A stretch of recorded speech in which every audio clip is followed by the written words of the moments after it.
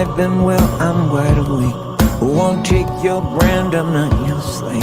You serve your God, Lord of the flies. I pity you and you me mine. Lust of the flesh, lust of the eyes. Your bloody mouth unsatisfied. God sees the trap you set for me.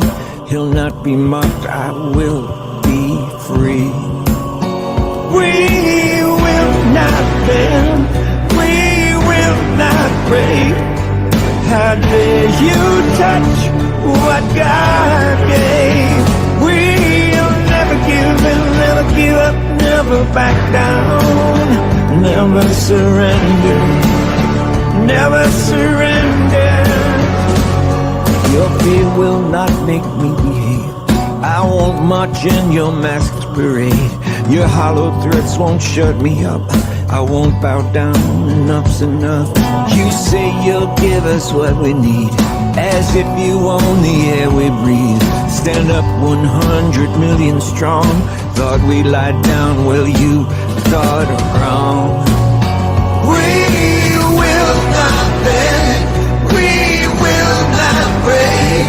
How dare you touch what God gave?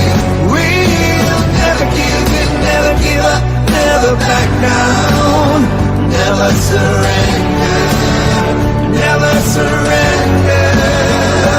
I walk through the valley of the shadow of death. Just keep going, keep on going. Jesus with me every step. Just keep going, keep on going. Walk through the valley of the shadow of death. Just keep going, keep on going. Jesus closer than my breath. Just keep going, keep on going. We will not bend, we will not break.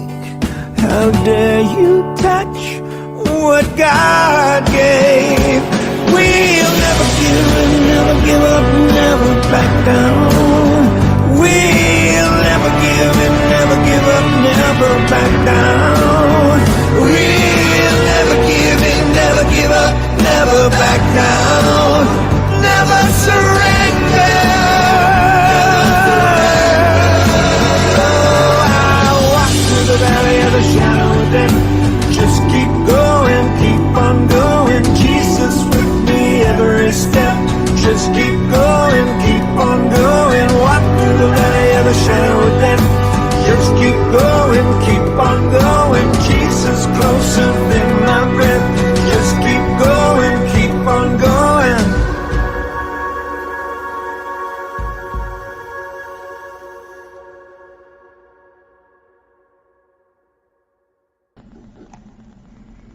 Hello, hello, hello, all of you beautiful people. Thank you all for coming on and joining me tonight. It is Thursday, March 31st, 2022. I'm so excited. My whole entire computer is shaking. We have a ginormous show for you tonight. I am so excited. I will be joined by Jeremy and Christian. I'm going to put them on the screen in just a second. As you guys come in, please do me a favor and let me know where in the world you are watching us from. It helps us. The more comments that we get, it boosts the post and more people are able to see it. After you do that, please, if you wouldn't mind, share this out. Share it out to your feed.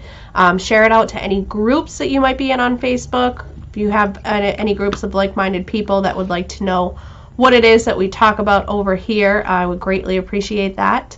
I'm going to bring on my amazing, wonderful friends here. I have Christian with us, and I have Jeremy with us, joining me this evening. How are you guys? I'm suffering a head cold, so I'm going to try and keep myself gathered in a little bit. But I've got seltzer water, so I'm happy. Good. I'm doing pretty good. Pretty happy. Good. I just had mine was way too 2 days complex without for cell nature. service, so it was great. Yeah. Sometimes I needed to take a break over the weekend and I put screens away and I closed my shades and I was in darkness and quiet peace, and it was nice. Had to unplug for a couple days. Sometimes you have to. There, I matched your background. There you go. Oh, thanks. That's not nice. So, like I said, if you guys wouldn't mind sharing this out, share it out to groups if you're watching on Facebook. If you're watching, we are also live on YouTube. If you wouldn't mind just hitting the little thumbs up button, give this video a like. It boosts it up in ratings. More people will see it. If you're watching on Twitch, please follow my channel on Twitch. I am 6 people away, six people away from getting to the next rank. And I'll be able to do a lot more on Twitch. Thank you for the visuals. It's 6 and a thumbs up, both at the same time. Yep. Like, follow. And a thumbs up. Like, follow, subscribe, tag your friends. We want to try to reach as many people as possible. You guys know that we do our best. We try to empower everyone through factual truths.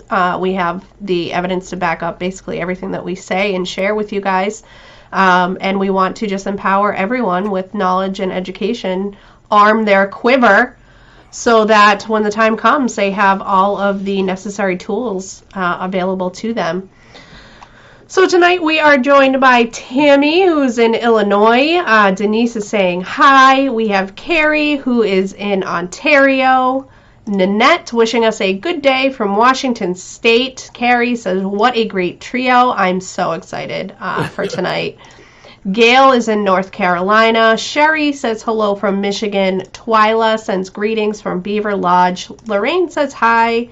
Snapper says hello from Alberta. I am well. Thank you so much for asking. Today was a build-up. Things have been building up till today, and I had a meeting earlier today, and I got some information of where my path is heading in the near future, and it was great to finally put an end to that chapter. Karen is in Florida. Tabby says hello from Minnesota. Lori Lee is in St. John's, New Brunswick. Let's see. Lorraine, New Brunswick, Canada. Everybody's saying hi. Sherry said, Christian, try Claritin. It helps dry you up. Lee says hello from the middle of Michigan. April Cross is in Ohio. Denise is in Vegas. Good luck out there, baby, Denise. Vegas. Yeah. You haven't seen Swingers yet. We have to have a movie night for just. I have seen fun. Swingers. Love my Swingers movie. Yep. Anything Vince Vaughn was in, I've seen. Dude, he's a national treasure. He is. He's phenomenal. I love him. Vegas, baby. Vegas got a great big. I can't. I'm gonna have to rewatch. I don't have any of my quotes anymore. That's okay. Yes, sir. So, to start tonight off, I just wanted to do some quick housekeeping, I guess, if you will. I took a look at the Maxwell trial over on Court Listener. No new documents. There's been nothing new has come out with that trial.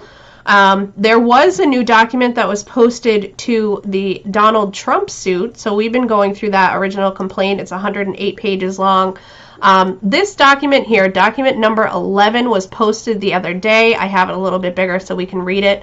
Basically, it says that the Judge Shanique M. Maynard recused herself from overseeing this case. It has now been reassigned to Magistrate Judge Ryan M. McCabe. Now, this is interesting for 2 reasons. One reason, when the complaint first became public, Donald Trump went on, I believe it was a Glenn Beck show. He called into Glenn Beck and he was talking about the case, and he said that it was a serious conflict of interest to have this judge, Shanique M. Maynard, presiding, because she was actually appointed by Bill Clinton.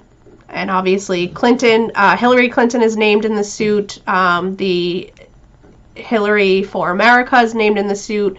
The Clinton Campaign Organization, DNC, everything that Bill Clinton has his hands in and is tied to, has been named as defendants in this suit. So he claimed it was a conflict of interest. She then turned around and recused herself, and now the case has been reassigned to this Judge Ryan M. McCabe. That in itself is interesting because one of the names in the suit is Andrew McCabe, same exact spelling, and he is opposing Donald Trump. So I don't know if there's any family connection there, or if it's just a weird random coincidence that they share the same last name. But a lot of people, I looked around a little bit, there's not too much on this. But a lot of people were saying that this Judge Ryan M. McCabe is pro-Constitution, so a lot of people are saying that this is good news for Donald Trump. Right. And That your that, dog. yeah, my dog is All right. snoring. Okay. Yeah. My dog is asleep snoring on my bed. Right. So I moved, so for those who don't know, I moved my whole entire setup so I could hardwire into the internet, and that means I am closer to my dogs, and one of them is now, if I wish I could turn my camera around, but she is passed out to the world, snoring and loving her life on the blankets. Awesome. Love So, yeah. Who needs a man? it. But alrighty, so that was pretty much all that I had for quick little hits. I just wanted to bring that up quick. We have so many things, I don't know where to start. Do you want to start with the World Government Summit, Jeremy? We can talk about that. Yeah, let's start with that. All right, awesome. So I didn't even know that this was a thing. One of the viewers had sent me a video earlier today, and actually Jeremy had also almost simultaneously sent me the same exact video, which is kind of creepy in and of itself. But this is a video, we're going to watch just the first few minutes of it, and then I'm going to bring up the website, and you guys can all see for yourself and dive into it if you so choose. But this is called the World Government Summit, very similar to the World Economic Forum and the agenda that they have, the Davos agenda. And this is Glenn Beck talking. Pay attention to. Talking about basically how it got started, how they started off. We also need to pay attention to what is happening around us. I told you a minute ago, the World Government Summit. The what? The World Government Summit happened yesterday in Dubai, and it was the introduction session yesterday, and all the people that are the usual people were there. Huge crowd, gigantic theater with all of the critical important people, and it was kicked off by, lo and behold, Klaus Schwab. Here's what he said. We do not yet know the full extent and the systemic and structural changes which will happen. Now listen to this. However, we do know that global energy systems, food systems, and supply chains will be deeply affected. Got it? We are changing things, and we don't know how that'll go. But we do know the global energy system, the food system, and the supply chains will be deeply affected. Well, but other than that, don't worry about it. It's only food, energy, and how we get things. But other than that, we're good. This is the arrogance of the elites. Right. Now, one of the topics, their first session was, Okay. Are we ready for a new world order? Are they trolling us? I think the reason why they're naming this is because, A, they really mean it. It is a new world order. But they also see an advantage of calling it the New World Order instead of the Great Reset, which it absolutely is. The New World Order, they call it that because that way when I say it to you and you're like, did you hear about the global government where their first session was, are we ready for the New World Order? Everybody rolls their eyes. Aha. But here it is. Day one, World Government Summit yesterday in Dubai. Here's the first session. Are we ready for a new world order? And the title of this session, are we ready for a new world order? No. Well, the organizers here are nothing if not ambitious. This is, I think you will agree, a daunting subject for discussion at just after 9 days ago? a.m. on a Wednesday morning here in the relative... I'm sorry, what? Was that 2 days ago? This was 2 days ago. Holy shit. Yep. calm of Expo 2020. These But fuckers. tackle it we must, because I believe what is clear is that we have hit an inflection point. Ooh, wait a minute. We are certainly living in a unique age of uncertainty and volatility in global affairs. Huh. That is weird because it's almost exactly what Joe Biden said last week. Remember? Trudeau. We're at an inflection point that only happens once in a generation, maybe a little longer. They're playing uncle. Actually, can we So pause they're for all one talking second? the same I game. gotcha. And Go ahead, man. Trudeau even said last week, I can dig it up here while we're watching. He gave a speech last week due to the inflation, and he said we are on the doorstep of a new world order. He said the exact words. Yeah. That doesn't shock me at all. Yeah. Yeah, the comment I brought up during the video, yes, they are so very evil. But Laura said they're no longer meeting in the shadows. They're Yeah. blatantly saying, welcome, are you ready for the New World Order? I mean, literally, this is what, so Glenn Beck just mentioned that this is the website. You can just go right to worldgovernmentsummit.org, and this is the opening page, their homepage. If you go down, you can click the agenda, and it'll bring you to all the different segments that they have. Now, this was from, I believe it was yesterday. Let me double check here. The 29th. Nope, so 2 days ago. You have Klaus Schwab speaking, which we were just listening to, Our World Today, Why Government Must Act Now. And then the following segment, they have titled, Are We Ready for a New World Order? What I love about this, and this is same thing happened with the World Economic Forum and the Davos Agenda, they always have anchors from CNN. Right. Like, why? I don't understand that at all. I don't know where it just went. I just highlighted that. Come back. Sorry. So, that's okay.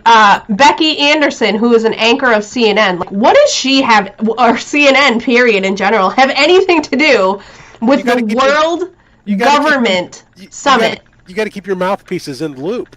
You got to know what, you got to figure your talking points right from the source. Well, I don't know if you guys saw, but the CNN just launched a new platform, CNN Plus, which is supposed to be like a CNN on demand kind of thing, and it's tanking in day one. They're not getting the viewers now. They're looking to absorb it. They're going to lay people off. Like, why, of all the news media outlets that you have, why would you even choose CNN if that is your motive of keeping people in the loop? Like, they're reaching the smallest audience. Right. Exactly. I'm actually. Someone was saying, they used to do this in the shadows. Used to be hide out in the woods and talk about this stuff in private. And you wouldn't find out about it unless somebody like went out and risked their lives with a beta camcorder in the middle of the night. And now they're like, yeah, fuck it, let's just tell everybody what we're up to, because I mean they're all idiots at this point. It's really weird to watch this stuff and realize that this was yesterday. Yep. Yeah, This is Jen literally and I were just yesterday. talking about this earlier this afternoon too, and I said the same. I said the exact same thing. I said they're not even hiding it anymore. It's ever since the convoy, they've just been like, okay, screw it. And I think I personally think the agendas have been sped up quite a bit because of the awakening. I don't think they expected people to be this wake and revolt around the world the way they are, and I think they've sped up their plan, in my opinion. Right. I agree with that completely. I think that they were not expecting things like the convoy to happen. I don't think that they were expecting. I think that they were expecting everybody to just shut up and get in line and go get their jabs. And when that stopped happening, then they started coming up with other things to do and move their timeline forward. So one of the most important things that I got out of this video that we were watching for here. anyone who says, Let me see if I can bring it up. digital money. It's like Bitcoin. No, it's not. Nope. Well, it'll never happen here. Okay. Here they are yesterday. Pippa Malmgren, she's an economist and former presidential advisor in the U.S., speaking yesterday at the World Government Summit, talking about the new digital money. What underpins a world order is always the financial system. I was very privileged. My father was an advisor to Nixon when they came off the gold standard in 71. And so I was brought up with a kind of inside view of how very important the financial structure is to absolutely everything else. And what we're seeing in the world today, I think, is we are on the brink of a dramatic change where we are about to, and I'll say this boldly, Yes. we're about to abandon the traditional system of money and accounting and introduce a new one. That's And the new one, dollar. the new accounting is what we call blockchain. It means digital. Listen to It this. means having a almost perfect record of every single transaction that happens in the economy, which will give us far greater clarity over what's going on. It also raises huge dangers in terms of the balance of power between states and citizens. In my opinion, we're going to need a digital constitution of human rights if we're going to have digital money. But also, this new money will be sovereign in nature. Most people think that digital money is crypto and private. But what I see are superpowers introducing digital currency. The Chinese were the first. The US is on the brink, I think, of moving in the same direction. The Europeans have committed to that as well. And the question is, will that new system of digital money and digital accounting accommodate the competing needs of the citizens of all these locations so that every human being has a chance to have a better life? Because that's the only measure of whether a world order really serves. Of course it is. I mean, what other measure would you use other than, improving everybody's overall everyday life? That is our main agenda. You didn't know that? Such a shit show. So, Jeremy, in Canada, aren't they already taking steps to roll out this digital currency, digital passports and everything? In Ontario, you can already be ahead of the game and sign up if you'd like. Voluntarily. There's no, I'll get the deadline on it here, but you can sign right up for yours today if you're in Ontario. Yeah, so for anybody who says that this is a conspiracy theory or, that we're just imagining things or making this up, it's not going to get to this, it's already happening. I know I have a friend who's in Australia, and she keeps me apprised of things as they unfold over there, and they've had the COVID passports since you guys were in Ottawa. I remember she was telling me about it, how it works, and everything is digital, and it's terrifying to know that you can be tracked to such an extent. Nothing is private. I've got so they give like 6 pros here to the digital ID. So it says it's convenient, it lives on your mobile device, and is always ready to use whenever you need it. It is secure. Your data is protected using strong encryption, and unlike your physical wallet, your digital ID can easily be turned off if your phone is lost or stolen. Well, it can also be turned off if you're a bad boy last week. They can shut your whole wallet off. That was just a little... But yeah, it's just a bunch of this. They're trying to make it sound so great. And we know... Yeah, we're running out of places to go, people. It's just, it's amazing to me because 2 years ago, when the whole pandemic started and everything, I remember, because I specifically put this post up myself, so I remember, there was a post going around social media, mainly Facebook, that said that what we are facing now with the pandemic is going to turn into a digital currency. Just watch. There's going to be a digital passport. We're going to start doing the credit score like we do. They do in Asia and China. Your income is going to be turned off if you do things that they don't agree with. All of a sudden, you're not going to be able to go into stores or restaurants. You're not going to be able to spend your money. In fact, you might not even have access to your money that you have earned through the digital currency. And everybody was like, that's just a conspiracy theory. That can't be true. That'll never happen. Every single thing that we have said from the beginning is happening. It's unfolding. We're watching it. You can't claim that these are conspiracy theories anymore. They're coming true. Spoiler alert. They're actually happening. Yeah, they're spoiler alerts. Eric said in a video I saw, this will lead to the digital passport and will be assigned like a credit number. And if you go against the powers that be, they can shut you down to where you can't get an apartment, house, loans. Exactly. It's all going to be tied into this one thing. You ever watch Black Mirror? We're living in. Yeah. So there's an episode of Black Mirror. What about social currency? What's that? What about social currency? Yeah. So they China, really. They're all pretty much on this. You operate off of like an app. and you have a score, a likability score, and people will increase your likability score or decrease your likability score based on their own personal interactions with you.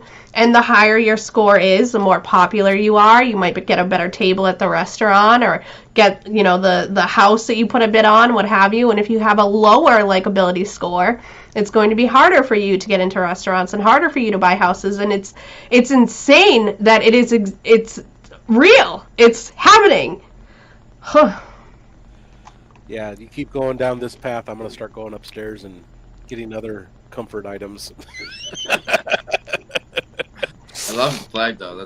I seen somebody in Ottawa had a black one. It was really cool. It was really cool. This is my Gadsden that I got in South Carolina.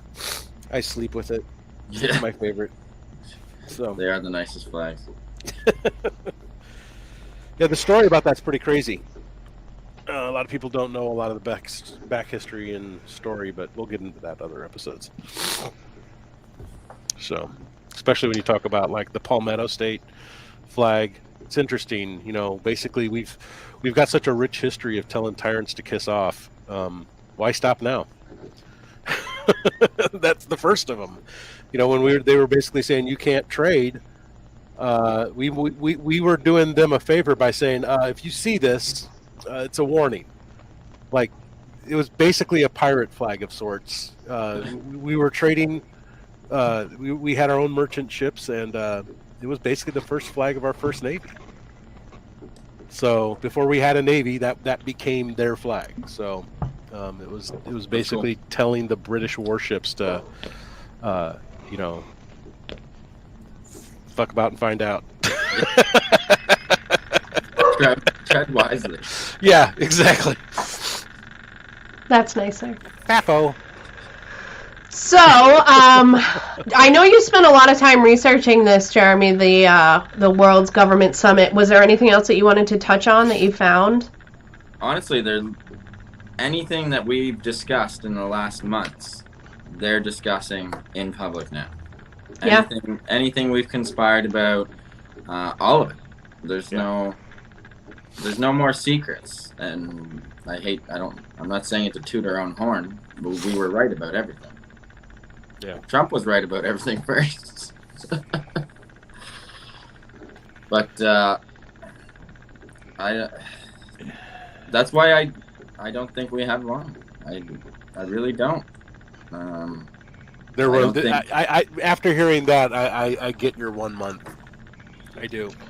Well, Yeah, I mean, just that I hate to blame it because it needed to happen, but I think a lot of why things are happening so fast is because of what we started. I don't think they expected the world to revolt nearly as quick. Whereas Australia was convoying 3 days later after we arrived. And since then, it's New been Zealand, 40 UK, different countries, and yep. Like I said to you guys before we went live, I really truly think Agenda 2030 has now become Agenda 2023. I definitely agree that they are moving faster towards their end goal. I think that they are increasing things. I think that it's no surprise that we have been following things this entire ever since the Agenda 201 came out, and Event 201 came out, and we followed it, and we all said, okay, this is what's going to happen, brace yourself, and then it happened, and people called us crazy when we said it was going to happen, and then it happened, and it's been like that throughout the duration of the last 2 years. So we were talking about this before the show, and I thought it would be fun to go through. I asked both Jeremy and Christian. By the way, Nanette, they should be afraid. We are scary. We are scary. Anyone who you want to put into a corner and say you're going to take away their freedoms, we'll fight for it. So they should be afraid. Yep. Mm-hmm. Yep. Sorry. And that's okay. I think that they are. So, like, I was talking about how I have this, and I have absolutely no reason to have this feeling, but I have this feeling that everything is going to turn out okay. fell into a rabbit hole when I was taking my break, and it is an amazing rabbit hole that I wanted to bring to the attention of everybody in case you have not yet heard of Operation or Project, whichever you prefer. It's been called both, but Looking Glass is an incredible rabbit hole if you so choose to dive into it. I have a couple of different images pulled up that I want to talk about in just a second, but before we get to that, I firmly believe that Jeremy, myself, and Christian all kind of see this playing out in very distinctly different ways, even though they're like, yep. So even though, we've all been living through this simultaneously for the last 2 years, the three of us all have very distinctly different ideas of what is going to happen. So, Jeremy, what do you foresee happening, and do you think that maybe there's two possible outcomes, or do you just think that there's one inevitable outcome that we're heading towards? Maybe I should go last. Okay. So then, Christian, Oh, man. do you want to play a game? We don't want to scare everybody. No, that's the thing. Like, I don't want to scare anybody. This isn't fear-mongering. This is literally speculation of what we think and what we feel based on our personal experiences in our lives.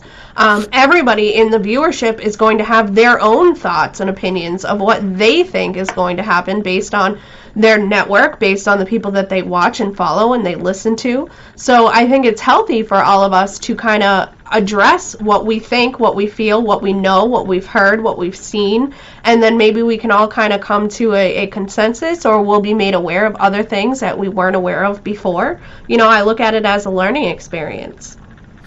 I'm definitely going to take more of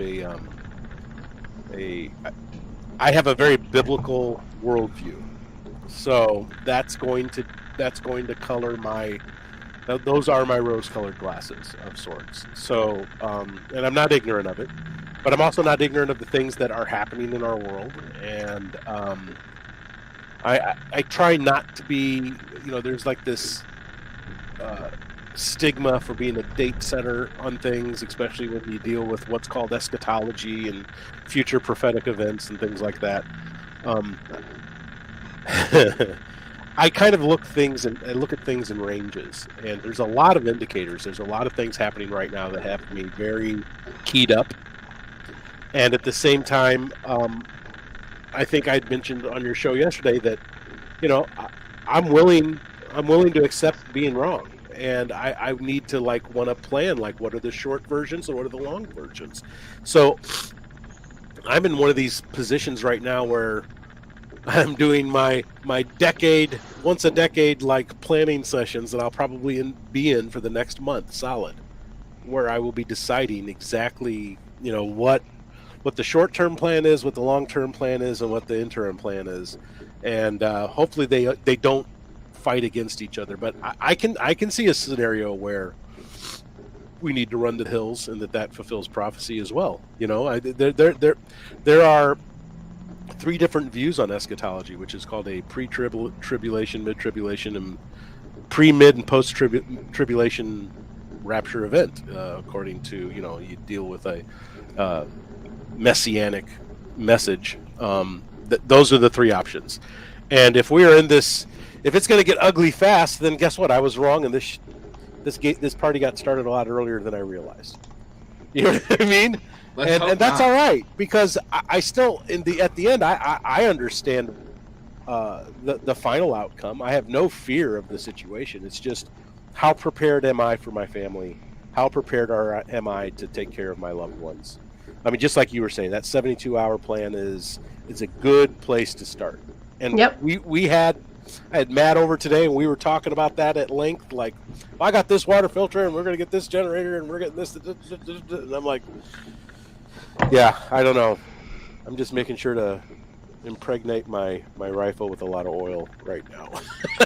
Well, my dad says too, and he says this all the time, he said it to me earlier today before my meeting, if you hope for the best and prepare for the worst, most times you're going to land somewhere in the middle. And I've tried to adopt that practice, you know, throughout everything. Like, I can sit here and I can watch that video from Glenn Beck. I can listen to the things that Klaus Schwab says, and I love Glenn's research, by the way. I don't think he's usually very far off of the truth. Yep. I have a lot of trust for that man. Yep. A lot of faith in what he does, and he's been right a lot. Oh, there are some people, him, Alex Jones, Phil Godlewski. I mean, you can date back some of the things that they've been saying for a year, 2 years, 5 years, and it's all just coming true now. Like, it's incredible. It's amazing to connect all of the dots. But I can choose to either feel overwhelmed, I can choose to panic, I can bury my head in the sand and freak out and say there's nothing I can do.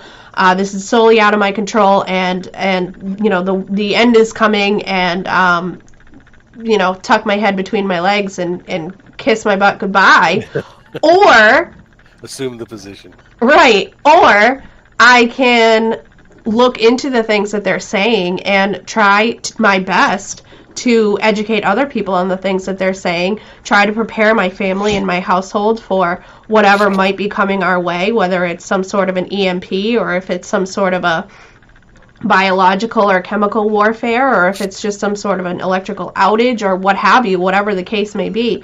Arm myself with food and with knowledge and with water and with all of the necessary things that I need, and be prepared just in case. Well, I think the most important thing that you just put there is arming yourself with knowledge. I mean, if you don't have it, do you know where to get it?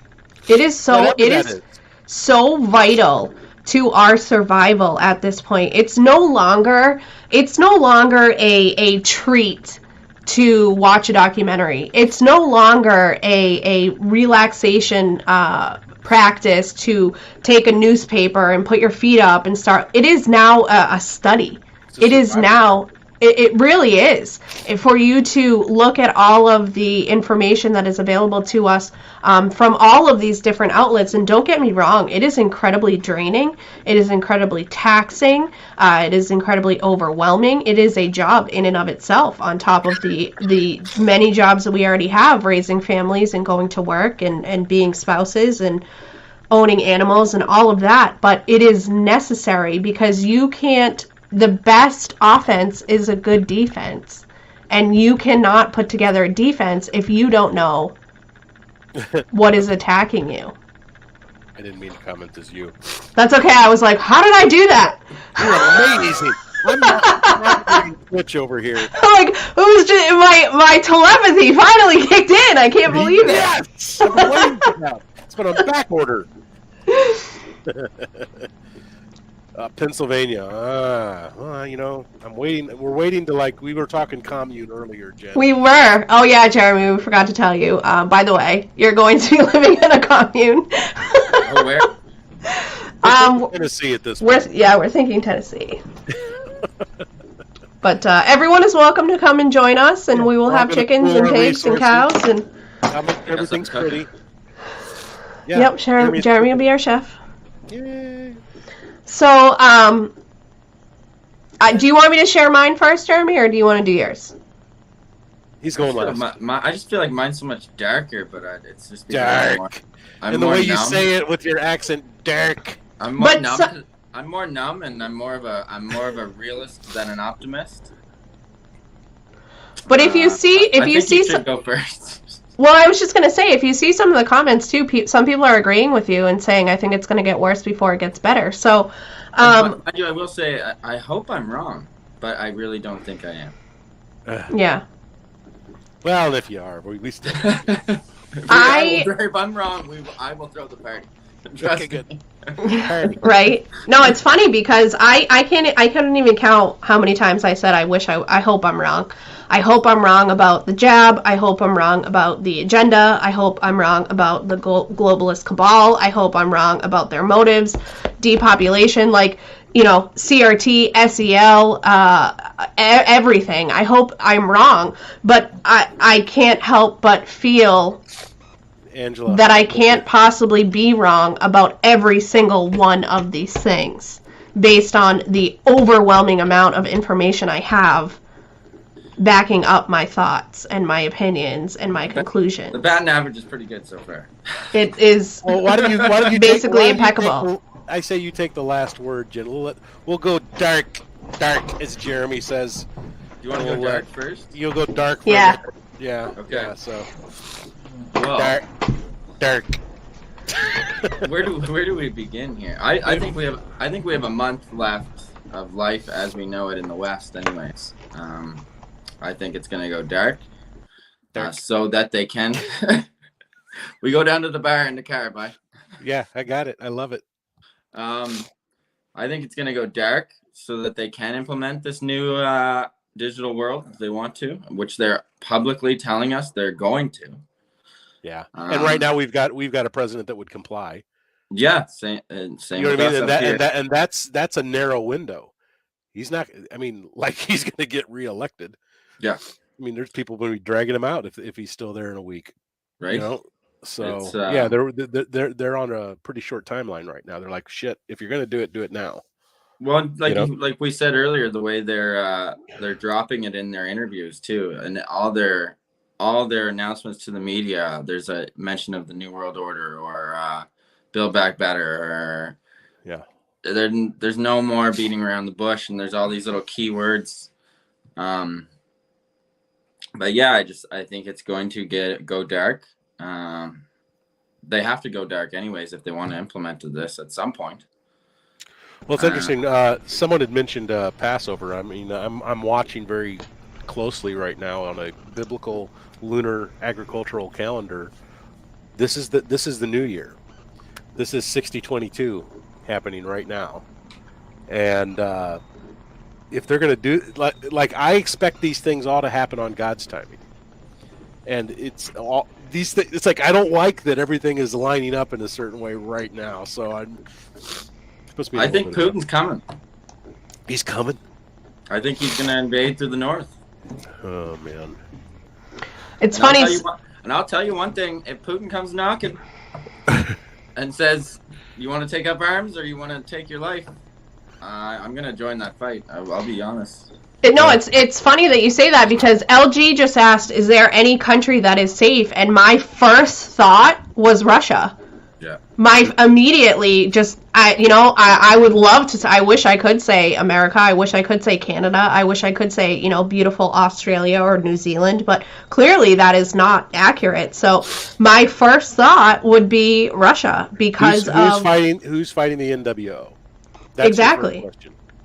Exactly. Who does not want child sex trafficking or trafficking in general, period? I'm not saying Putin does everything right. I don't think he's got his... No, I have nothing good to say about Putin, other than what he's done in the last bit here. And I'm not saying what he's done is good, but because that's where people call me out all the time. They're like, he's bombing. I'm like, well, somebody's got a bomb right now. Yep. And listen, nobody defended the Americans bombing for the last 20 years. And how many countries have you guys wiped off the map? right. And there are so many things too that people aren't aware of. Just there's the trafficking in general that comes out of Ukraine is a hub of trafficking. Chernobyl was a hub of trafficking. They have tunnels that are underneath the entire country. The fact that Hunter has ties to Ukraine, Joe has ties to Ukraine, all of these different the Clintons have ties to Ukraine, Klaus Schwab has ties, George Soros has ties. Listen, if I put all of the people that have ties to Ukraine versus Putin and I'm forced to pick a side, this is not an easy decision, a difficult decision for me to make. It is a very easy decision for me to make. Now, does that mean that I agree 1000% with every decision Putin has made in his life? No. But in this current moment, in this current environment, I'm going to side with the guy who is opposing Soros and Schwab and the Clintons and the Bidens based on all of my intelligence that I have gathered up until this point. Enemy of my enemy is my friend. Exactly. It doesn't mean that that he's my bestie and we're gonna go off and live the end of days together. I mean, but at least he's in shape. you ever see that picture of him? You ever see that picture of him shirtless riding the bear? Yeah, totally. Oh. I'm like Jen must. It's like, oh, it's all right. We can handle. We can deal. I mean, You know, no. So China plays a really interesting role in all of this, and it seems to be it. I don't want to get too conspiracy theory. I don't know where my tinfoil crown Where's my is. hat? I think it's in my office, but it has been said many, many times that Trump, Putin, and Xi have all been kind of conspiring together. Where does Elon Musk fit into someone's? That's an interesting thing. The guy's acted pretty sovereign, but I'm worried that he's got a handler, which is his girlfriend. She's pretty dark. I don't trust. She's pretty Elon. dark, as Jeremy might say. Yeah, pretty dark. So here's a couple of things to think about with Elon Musk. So Elon Musk invented the Tesla, right? And there was a story that came out a few years ago about one of the vehicles was being driven by a person who experienced a medical situation, and they were unable to control the vehicle. They had either had a seizure behind the wheel or they passed out, what have you. So the Tesla company was contacted because this car was now speeding down a highly trafficked area, and there was no one basically behind the wheel that could control the vehicle. So Tesla, the company Tesla, was contacted, and Tesla could then go into the vehicle and control it, and control the speed, and then bring it to a safe destination. So the fact that they have this technology at their hands is a terrifying thought, for one. For two, they also, when there was a weather situation, I forget exactly where in America it was, but Tesla said that we are going to increase the electrical capability of your vehicle so that you do not have to stop and recharge. People were fleeing a specific area for whatever the reason was. I forget. This was a few years ago. But Tesla said, we want to make sure that... You haven't given me my whole car until now. Right? So they were saying, we want to make sure that you can escape the dangerous area, so we are going to increase your ability to sustain the electricity on the charge you already have. We're going to make some changes to your vehicle so that you don't have to stop and charge, and you will get to your destination safely. And at first look, you're reading this article and you're saying, oh wow, what an amazing company that they could do that for people. They helped all these people. But then you stop and you think and you look at it and say, wait a minute, they have the ability to extend the life of these charges, to stop people from regenerating their batteries so often, and yet they don't just practice that on the regular and use it as commonplace. Right. It's like iPhone dumbing down their phones, slowing them down to force people to purchase. Like, exactly. You can't really trust what, nothing's on the up and up. So, and he is definitely siding with the woke mob. The Ukraine. We're going to turn off all of Russia's goodies, and we're going to do this. And it seems to me that he's definitely trying to make his girlfriend happy. Nanette just said, something about Musk makes me uncomfortable. Same feeling I had about Obama. Christian just mentioned it. Like, he does do some good things. He donated to the...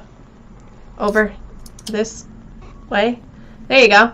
He donated to the Freedom Convoy. He made a significant donation to the Freedom Convoy. He does talk out about a lot of things where he takes a stance that is basically against... Though, remember?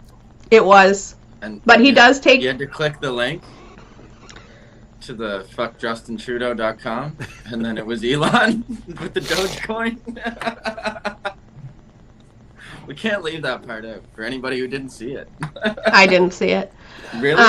That's how he did it. It was 50 grand anonymous, and it was like, follow this link for more. And it took you to a website that said fuck Justin Trudeau and with the little Dogecoin symbol. Wow. Yeah. No, I mean, he has come out and taken some stances that go against the grain and go against the general consensus, and it makes you want to believe that he's a good guy. But at the same time, he has so much power, and it is so difficult to not be corrupted as an individual when you have such a significant amount of power. He has the power to basically give free energy to people, and yet we don't have it. Yeah. And he's kind of a creepy dude, to be honest. Like, I'm not saying anything bad about the guy, but he kind of creeps me out. He moves in an unhuman way. he seems like a great contributor to society. He's obviously advanced us, quite a ways. But like Sherry just said, I think Musk is a good guy until he proves otherwise. He really hasn't done anything for us to say, okay, no, he's dirty. He's not a good guy. He's corrupt. Will that time come? I don't know. I hope not. I hope we have more good people on our side as opposed to not good people. Angela said he used to be human. Well, it's interesting because I think he's a great guy, but I don't think he's human. I don't think he's human. Well, here's a fun fact about what we consider as humans. In Australia, if you have the vaccine, if you have any one of the doses of the vaccine, you are now considered by Australia's government standards as transhuman.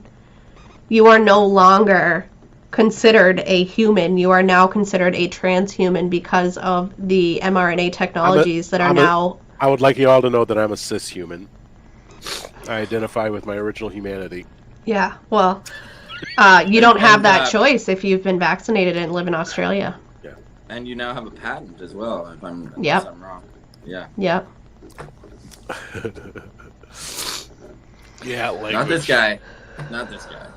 Yeah, I mean, listen, it is, Dwayne said, did he not call them out for doing dodgy-ish with kids when they told him to feed the hungry? I don't know. I don't know if that happened, Dwayne. I would love to look into it. I mean, like I said, he does a lot of great things. He does a lot of good things. And I don't at all want it to seem like I'm taking any sides. I just see that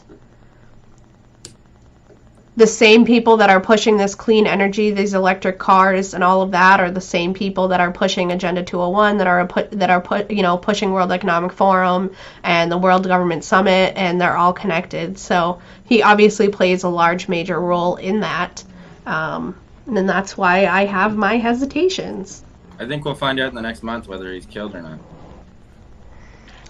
Yeah, it seems that a lot of people who stand up and speak out disappear, unfortunately. He's a powerful one, though. He is. Because he would own a good chunk of what they're going towards, would he not? Like if he were to disappear without a plan behind them, that would have an effect on their plan, would it not? You would think so, but then again, I don't know how difficult it would be to just pop somebody into, his positions as CEO or CFO or whatever, owner, operator, whatever it is that he is probably just right needs now. a new mic or two. So, quick question for you, Jen. Is any of the stuff that you are working on with this, with these topics, going to be on your subscribe side of your website? Yeah. So I'm going to. Because I think you need to let people know how to get into that, because you've got a good amount of people here. I don't know if it's all our normal audience. We're floating around 50 people on average here. Yeah, it's all pretty average. So I mean, when we switched over to this platform from our other one, we lost a significant amount. We've been hovering around this number now pretty regularly. Okay. I'm hoping that the other people from the other platform realize that we're doing this over here now, and they come and they join us. That's why we rely solely on all of your help in sharing our videos and getting the word out that we're here and we're sharing this information nightly.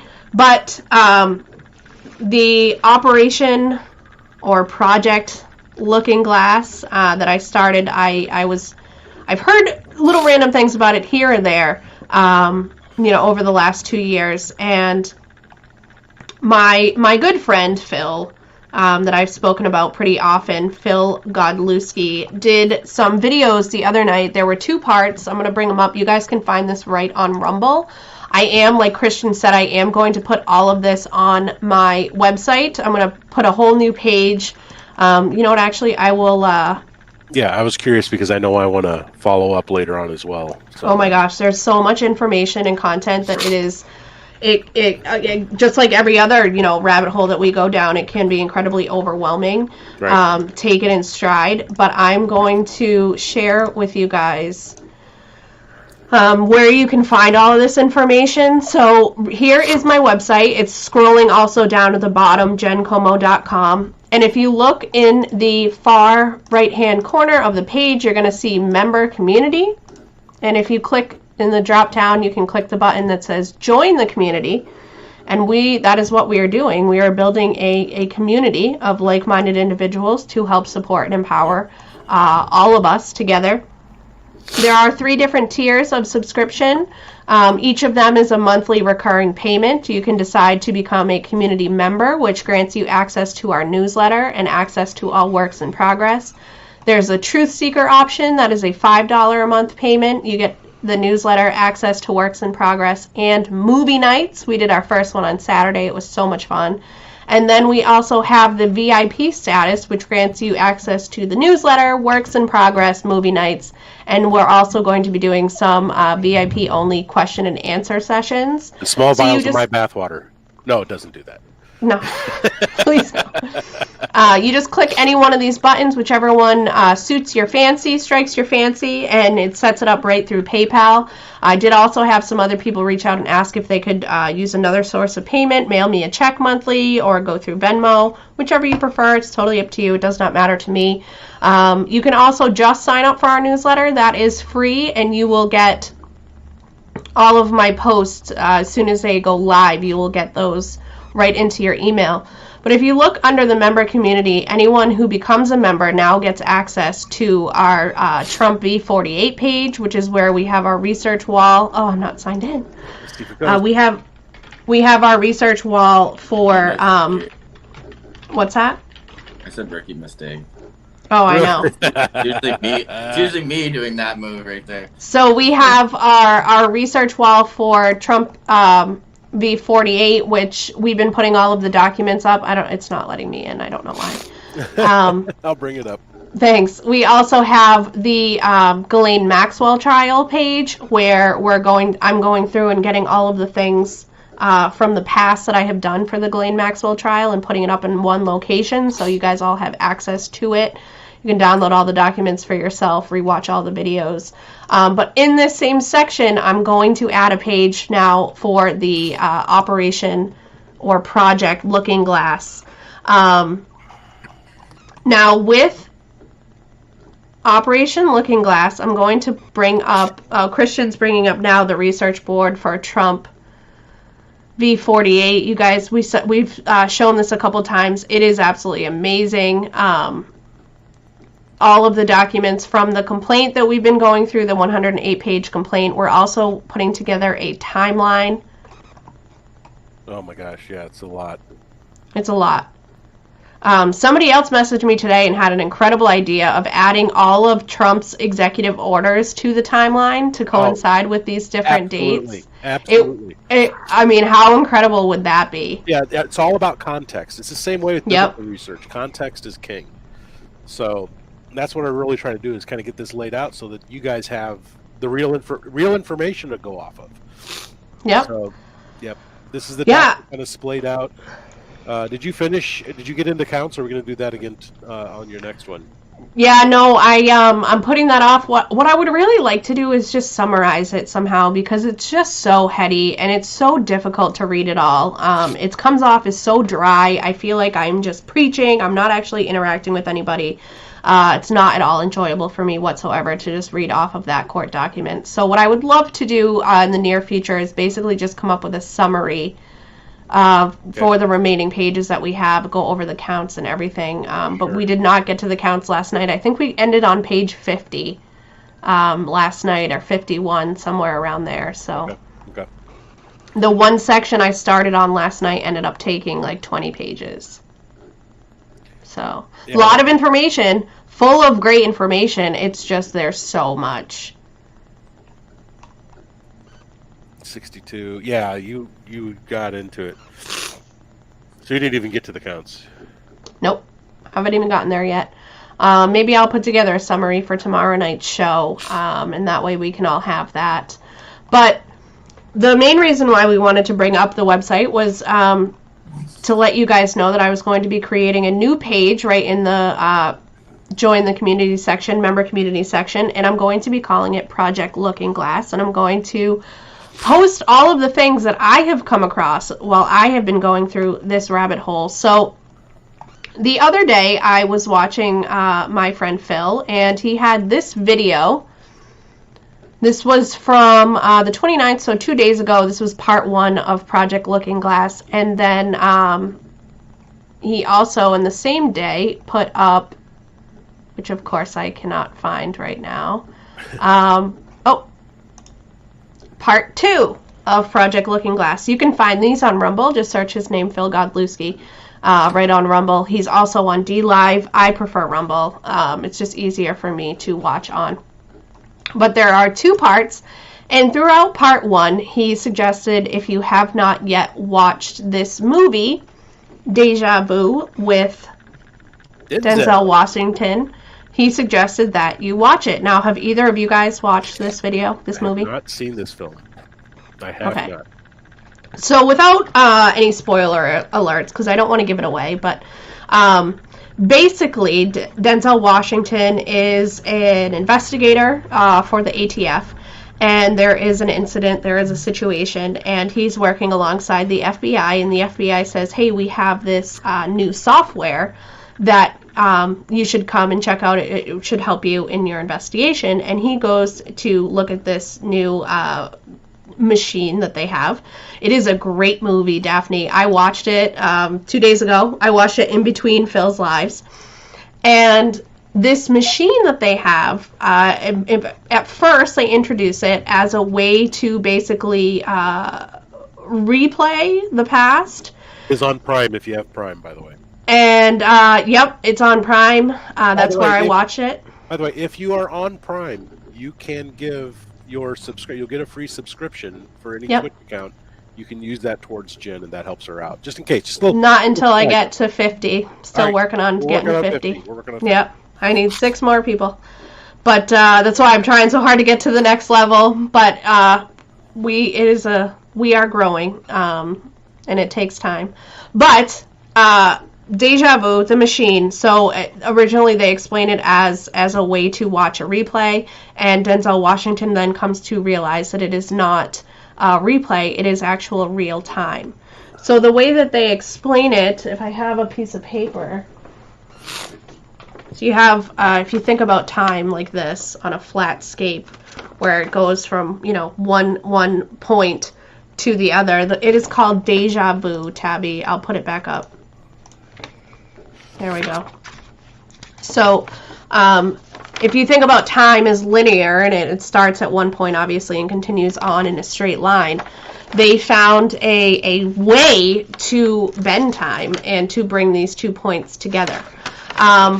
It obviously, talking about it, and if you watch the movie, you would believe that it is a work of fiction, that it is not real, that time travel obviously does not exist. That is a crazy conspiracy theory that anybody would imagine, and that is not possible. We can't do that. We can't time travel. We can't look in the past or the future until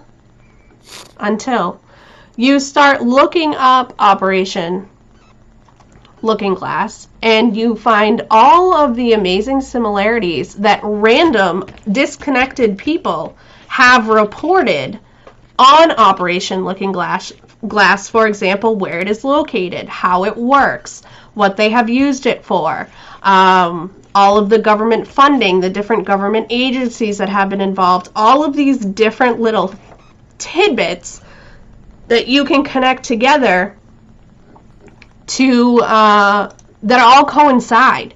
So it's one thing for me to have an idea, right? But it would be somewhat unbelievable for Jeremy to have the same exact idea that I have had independently, unless we shared a common experience, right? It's basically impossible for me to come up with a story and to make up something and say, this happened or this is real or whatever, and for Jeremy to mirror that same exact thing without us having a shared common knowledge or shared common experience. That is impossible. So as I was digging through this rabbit hole that I have found, and I heartily encourage, if you're looking for a good one, this is it, and I definitely encourage you to check it out.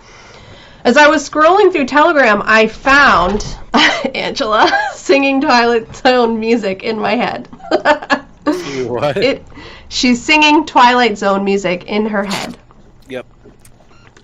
We have this YouTube channel, which they just started posting 2 weeks ago, it says. There's only these 3 videos up. The YouTube channel is called Guardians of the Looking Glass. Now, there are, I was trying to explain to Jeremy earlier that there are basically 2 different theories surrounding Project Looking Glass. One of them, which is the one that Phil Godlewski talks about, he says that at some point, while they were using Operation Looking Glass, they looked ahead in the future, and they saw devastation, they saw destruction, they saw poverty, they saw slavery. Basically, they saw Agenda 2030 coming true. And they said, we need to do something about this. We need to fix this. We need to stop this. You know, this can't happen. So as they continued looking forward and seeing and trying to pinpoint a certain event or situation that they could change or shape, in 2012, Donald Trump decided that he would run for president. And as soon as that situation occurred, anytime that they looked into the future, they now saw a drastically different future. They saw a beautiful future. They saw us thriving and growing, and they saw our society, our population overcoming any... Sorry, my dog is rolling around. They saw growth and all the positive things that they were hoping for our society. So this is a lot of how the whole entire Q movement, where people look at the Q posts from 2017, 2018 that directly coincide with things that are happening now, and people say, how did he know? Well, they claim that it was Project Looking Glass. That's one theory. Another theory is that there are actually 2 divergent timelines. One, the negative, the poverty, the slavery, what have you, the destruction, devastation. And then another one that is more positive, but yet they haven't been decided yet. So there are going to be some events that come up in the next couple of months, one of them being a false flag in New York City, a bombing in April 18th. Another one is a assassination of someone in Asia who is a doctor who has to do with CERN. All of this is talked about in the Guardians of the Looking Glass. In these different, you see Event 1, April 18th, New York City false flag bombing. Event 2, assassination in Asia. This middle video here, the 2030 Singularity, kind of talks about the background, what Project Looking Glass is, how this group got together, what it is that they're trying to accomplish. Lot of information. Can't claim that all of it is 100% accurate and factual, because it is all basically word of mouth and talking about government documents that we cannot see, so we cannot verify. But definitely something that is very interesting to look into if you are interested in learning about different things. And there is, if you watch Phil's videos, he does have documentation. There are some whistleblowers that have come out. There are some other videos on YouTube of whistleblowers of Looking Glass that have diagrams, blueprints of the machine. They go through and tell you about how it works and how the energy is utilized and what people experience and things that they've seen. And the whole thing is incredible. But what does it for me, what makes it less of a conspiracy theory and more of something that is legitimate and actually happening, is the fact that there are so many people that are disconnected, that don't know each other from Adam, that have the same exact stories. That's what does it for me, because I can't explain that. The only explanation that I have for that is that all of these people actually experienced it. Okay. I get where you're going. I will give it a solid review. I have not delved into that pool yet. I got plenty of other pools that I've been waiting. Oh, I know. But I haven't really heard that much about it, although I did get pretty deep on the whole Shadowgate thing for a while. And I'm wondering, I don't know where there's overlap or if there's overlap. So we'll see. Yeah, so you were mentioning Shadowgate before the show, and that's one that I've never heard of before. So what is that? Or maybe I have heard of it and I just don't recognize the name. Before you start, just give me like 5 minutes. I'll be right back. I just gotta do something. Sorry. No problem. Go do your thing, man. So I'm a fan of Millie Weaver and her reporting. She basically had a documentary come out about 2 years ago, about the same time that I had met them out at CPAC, and kind of fond of what some of the stuff that they had said, how they had said it. Got involved watching some of the things that she had put on her website. And I think she's really, really smart about what was happening with the whole riot situation. She basically called everything to the letter about Project Sunshine, or the Sunshine Project, sorry, and or the Sunlight Project. I can't remember which one it was. Basically, in seeing all these Alinsky-style tactics being exacted on our country, and her documentary basically outlines a massive psyop that is happening through social media. That social media is the psyop, basically. That is Project Shadowgate, and it's pretty compelling. I think that all came out about the same time that what was the film? The Social Dilemma that came out. Oh, okay. I know who popped that. She's laughing in the background. Listen, before this, Angela, Christian was showing me Tunisia on the map, on his globe map, and I said, "Oh, you got yourself a globe there. That's cute." And I told him we were going to have a conversation one day about all of my flat Earth evidence. Listen, I'm not a flat earther. Please do not label me as one. I am just a researcher. I love facts and information, and I also thoroughly enjoy a good debate. So as soon as I saw that comment, and sorry, Christian, I had to derail you because it was so perfect. We will have the debate. We'll have our. I can't wait. It'll be fun. Continue. Sorry. No, it's fun. I feel like there is a balance between science and fact and all these things. Sorry, that threw me completely.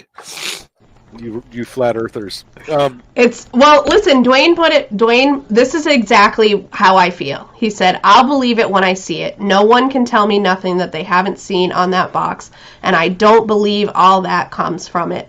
Here's the thing. We have been told this one story our entire lives, and if you think anything else that goes against it, you're deemed crazy, you're called a conspiracy theorist, you're, all of these things. So, and that is look at about the jab, look at the Freedom Convoy, look at all of these other situations that we have gone through where they have taken this tactic.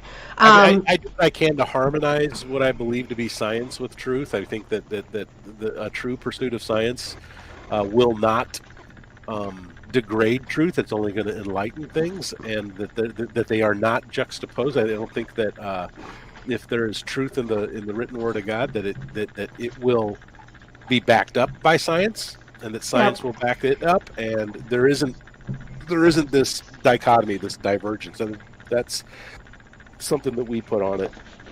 But you were talking about Shadowgate and how it is propaganda through social media. To me, it sounded. It's more control of. I'm sorry, psyop, not propaganda. It's control. It's control of people through basically shaping their interactions, and that this is something that we've got some witnesses and people that say this stuff exists, and there's a lot of different facets to this film that I need to re-review, I think, myself, and put my notes together on one page, because I think that's probably what we're going to do for a movie night some night. Well, you had brought up Operation Mockingbird, or was that Jeremy? That's part of it as well. Yeah, so that's what I immediately started thinking about when you brought up Operation Shadowgate and calling it a PSYOP. Basically, So. it really goes hand in hand with, if you've seen the Social Dilemma. I don't know if you've seen that. It's a good film. Unfortunately, it tries to like paint. There's a bit of wokeism trying to paint conservatives as bad people. I have. Yeah, well, it's a little goofy, but the principles are accurate. The fact that you have this shadow version of yourself, which is where that comes from. So it's all basically a CIA op that was purchased. It was designed from the military. It was used overseas in the Middle East, and then basically was purchased by our government and deployed against our own people. So I think that's a summary of it. But a lot of that you can find if you go to millieweaver.com and check. I know, Zycam. I will get it. Daphne, I'm on it. I promise. I'm not a Q. Sometimes you are. What I love about our little group here is that we're not all on the same page and that we can have these discussions. Me too. I don't like echo chambers. Right. I think No, you don't learn from them. That's the whole thing. You're not going to learn. If we're all in agreement, we're all just, nodding. It's like you're talking to a room full of bobbleheads. I want to be questioned. I'm coming in with an open mind, and I'm hoping that I'm going to learn something from it. My mind is not closed to anything. My mind isn't made up on anything either. I am open, and I'm hoping and willing to learn. We had a guest or a viewer send us some messages and talk about how her husband and her had some pretty deep discussions after some things that we brought up. And I don't think that you leave the door open for discussion if we're all spouting the same thing. What I hope is that the portion of your audience can identify and feels that they have a representative through me, and then another portion is going to have a representative through you. And I think the more that we diversify our audience through diversifying our hosts and making sure that we don't constantly just pat each other on the back for being so brilliant, we're going to continue to grow, we're going to learn from each other, and we're going to see our audience grow in that way too. So I think it's a very smart thing to not always get in the same boat. I mean, we'll be there eventually. At some point, here's my grand statement, and that is that truth is not subjective. It is objective information. And inherently, we're all going to understand the truth with absolute clarity at some point, and we'll go back and we'll look back on the past and go, oh, obviously I must have been wrong about that, and you must have been wrong about this, and that's okay. But it's not something that you're going to get your version of the truth and someone else's truth doesn't care about you. And I think that's one aspect of our quest for understanding that Jeremy and Jen and I have all, I think we're on the same page in that. And that might, if that's all that we agree on, that's good enough, because we're not holding to each other's charge if we're wrong. Matter of fact, we're thrilled to be wrong, because that means we've learned something.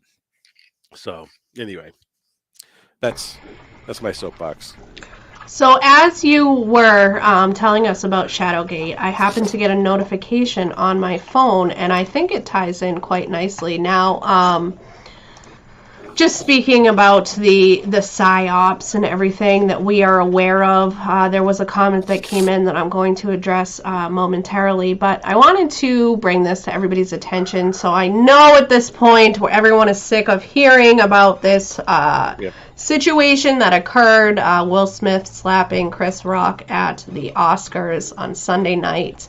However, if he hadn't done that, 75% of the nation wouldn't even know the Oscars had happened. Oh, absolutely. Absolutely. 1,000%.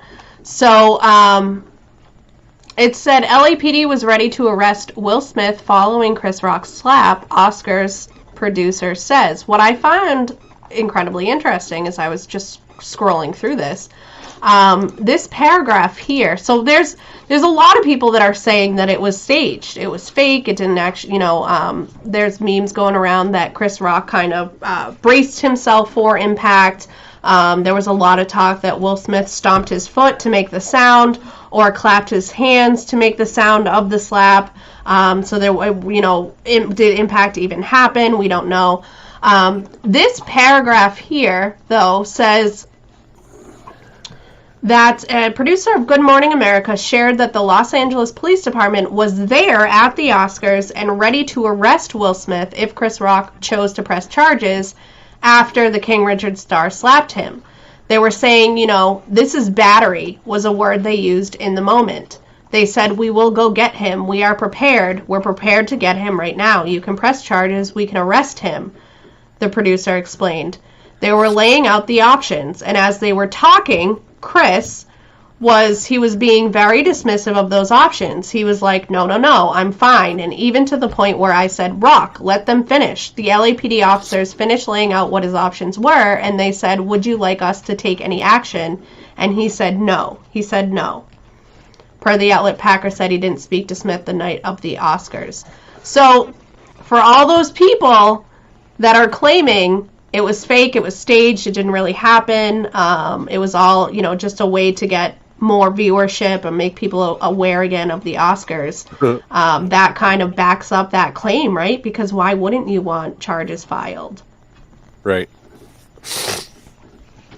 Yeah, no, it's amazing what we're not aware of that is done to manipulate the masses. And there's grand efforts to control all of these narratives. I'm not trying to get, I don't have tinfoil here, but I do believe that the technology exists, and if the technology exists, it's absolutely being used. They don't go, oh yeah, that thing. I mean, we wouldn't be dealing with Snowden the way that we are. We wouldn't be dealing with all the people who are exposing this, that we have, alphabet groups in our government doing things that they shouldn't be doing. I don't think we don't have a full grasp on how much they actually do. I'm sure there's things that are being done that we don't even have the words to describe yet. Absolutely, without a doubt. I believe that 1,000%.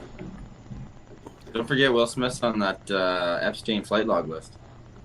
He is, and there's also was it you? It might have been you, Jeremy. You sent me this morning, or it was a viewer. I forget, but he had done an interview with Barbara Walters years ago, and he was in the interview. He said, "I believe that the government is poisoning its people. I believe that it is spraying some sort of a chemical onto subways and throughout cities and throughout large populations and poisoning its people."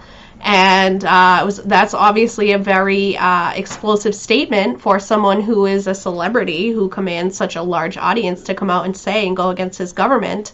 Now all of a sudden you have somebody who is commanding attention by slapping people and mentally losing it, and his wife is dealing with alopecia. Simultaneously, as Pfizer is now working on a brand new alopecia medicine. They also were one of the main sponsors of the Oscars. I mean, it can't not all be connected. It is just too coincidental. There are no such things as coincidences. So it's pretty amazing. Yep. It's pretty amazing when you put everything together and you look it all together and you're just like, wow. It's a lot. It's a lot. It's nice to be able to laugh about it now. It well, I think you have to, so somebody earlier, you had just popped out, Jeremy, but somebody earlier, Denise, said, what do you think about Q? And I think that this is an awesome question, and I've had many discussions with a few different groups of my friends about Q, because you have some people that are so hardcore Q, like so hardcore, Anon is the Q movement is real, and I am an Anon, and Trump's going to come back, and he's going to save the whole world, and we just have to sit back and wait and be patient, and nothing can stop what is coming, and where we go one, we go all, and they have the bumper stickers, and they wave the flag, and they believe wholeheartedly, without a doubt, that this has all been scripted, it's all by design, and they follow everything that Q has come out and said. And then you have people that question the fact that Trump backs the vaccines. You question the fact some of the things that Trump has come out and said or done over the last 6 months to a year. people asking, well, if this, if this is all supposed to turn out good, then why are children still dying? Why are people dying? Why was there so many vaccine injured? Why are we dealing with this disruption and chaos and facing warfare and paying $7 a gallon of gas and all of these things? So it has been said that the entire Q movement is a psyop and basically was designed. So I had this, my main question of Q is, how did they know what was going to happen if they were not the ones planning it?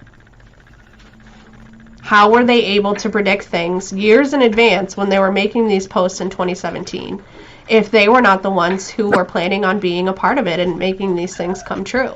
Obviously, since then, I have looked into Project Looking Glass, and I have learned more about that, and I have opened my mind to the possibility. Myself, I will watch this movie tonight. It's a great movie, but I have opened my mind up to the possibility that there's just a lot about this universe that I'm not aware of or privy to. Time travel, Leonard, exactly. If you had mentioned time travel to me 6 months ago, I would have been like, okay, you're crazy. But if somebody had mentioned a pandemic and digital currency to me 3 years ago, I also would have said, okay, you're crazy. So I'm going to open my mind up to a couple other possibilities now because of all of the things I have lived through these last 2 years. Yeah. At this point, all bets are off in the past 2 years for sure. Exactly. Just because of the things I personally have seen and heard and watched and experienced. As far as the Q movement goes, I firmly believe, without a doubt, regardless if it is good or bad, I believe that whoever put it together did not foresee what unfolded was going to unfold. So whether we realize it or not, the Q movement is responsible for getting people like me, Christian, and Jeremy together. The Q movement is responsible for opening people's minds. The Q movement is responsible for people critically thinking. That's an accurate statement. I believe it is. I didn't know what Q was till 3 weeks ago. So, no. See, I saw all this with my own eyes. But you also, Jeremy, have been questioning things. Myself what Q is the past. Right, but I never followed Q either. If they did know this, then why aren't they doing something about it? They're pretty shitty people in my eyes. Who is they? Whoever these Q people are, they know so much. Why don't they stop it instead of just talking about it? Well, because so basically the argument or the explanation is that it's like a boiling pot of soup, and so you need to have all of your ingredients in the pot to boil before it boils over, before it's ready. So you might be ready on one front, but yet you have another ingredient that isn't ready yet. So it all needs to come together, basically. That is their explanation for that, because obviously that's been asked many times. How come so many people need to die before you could, put Trump back into power or take Biden down or whatever the situation was, stop the vaccine, stop the pandemic, Watch for distractions. Yep. I mean, there are, now again, I was not one that questioned things up until two years ago. And because of the Q movement, you had things starting to come out like the fall of the cabal. You had things starting to come out like Telegram groups all of a sudden where all these Anons, all these patriots, all of these deplorables were coming together and building communities and meeting like-minded people.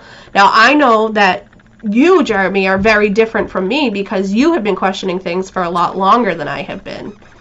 And you have been aware of a lot more. Yeah. So obviously it wasn't Q for you to bring you to people, but it was absolutely Q for me to bring me to people. I think what mine was more so is that this was Canada. And this stuff doesn't happen in Canada. That's right. That was the first thing. But then I started to put it all together that, if it was going to happen anywhere, Canada would be a pretty easy target. We also have 90% of the world's natural resources that are left. So if you're going to take a place over, it'd be pretty easy, and it'd be very profitable. Right. Well, I know that what really did it for me was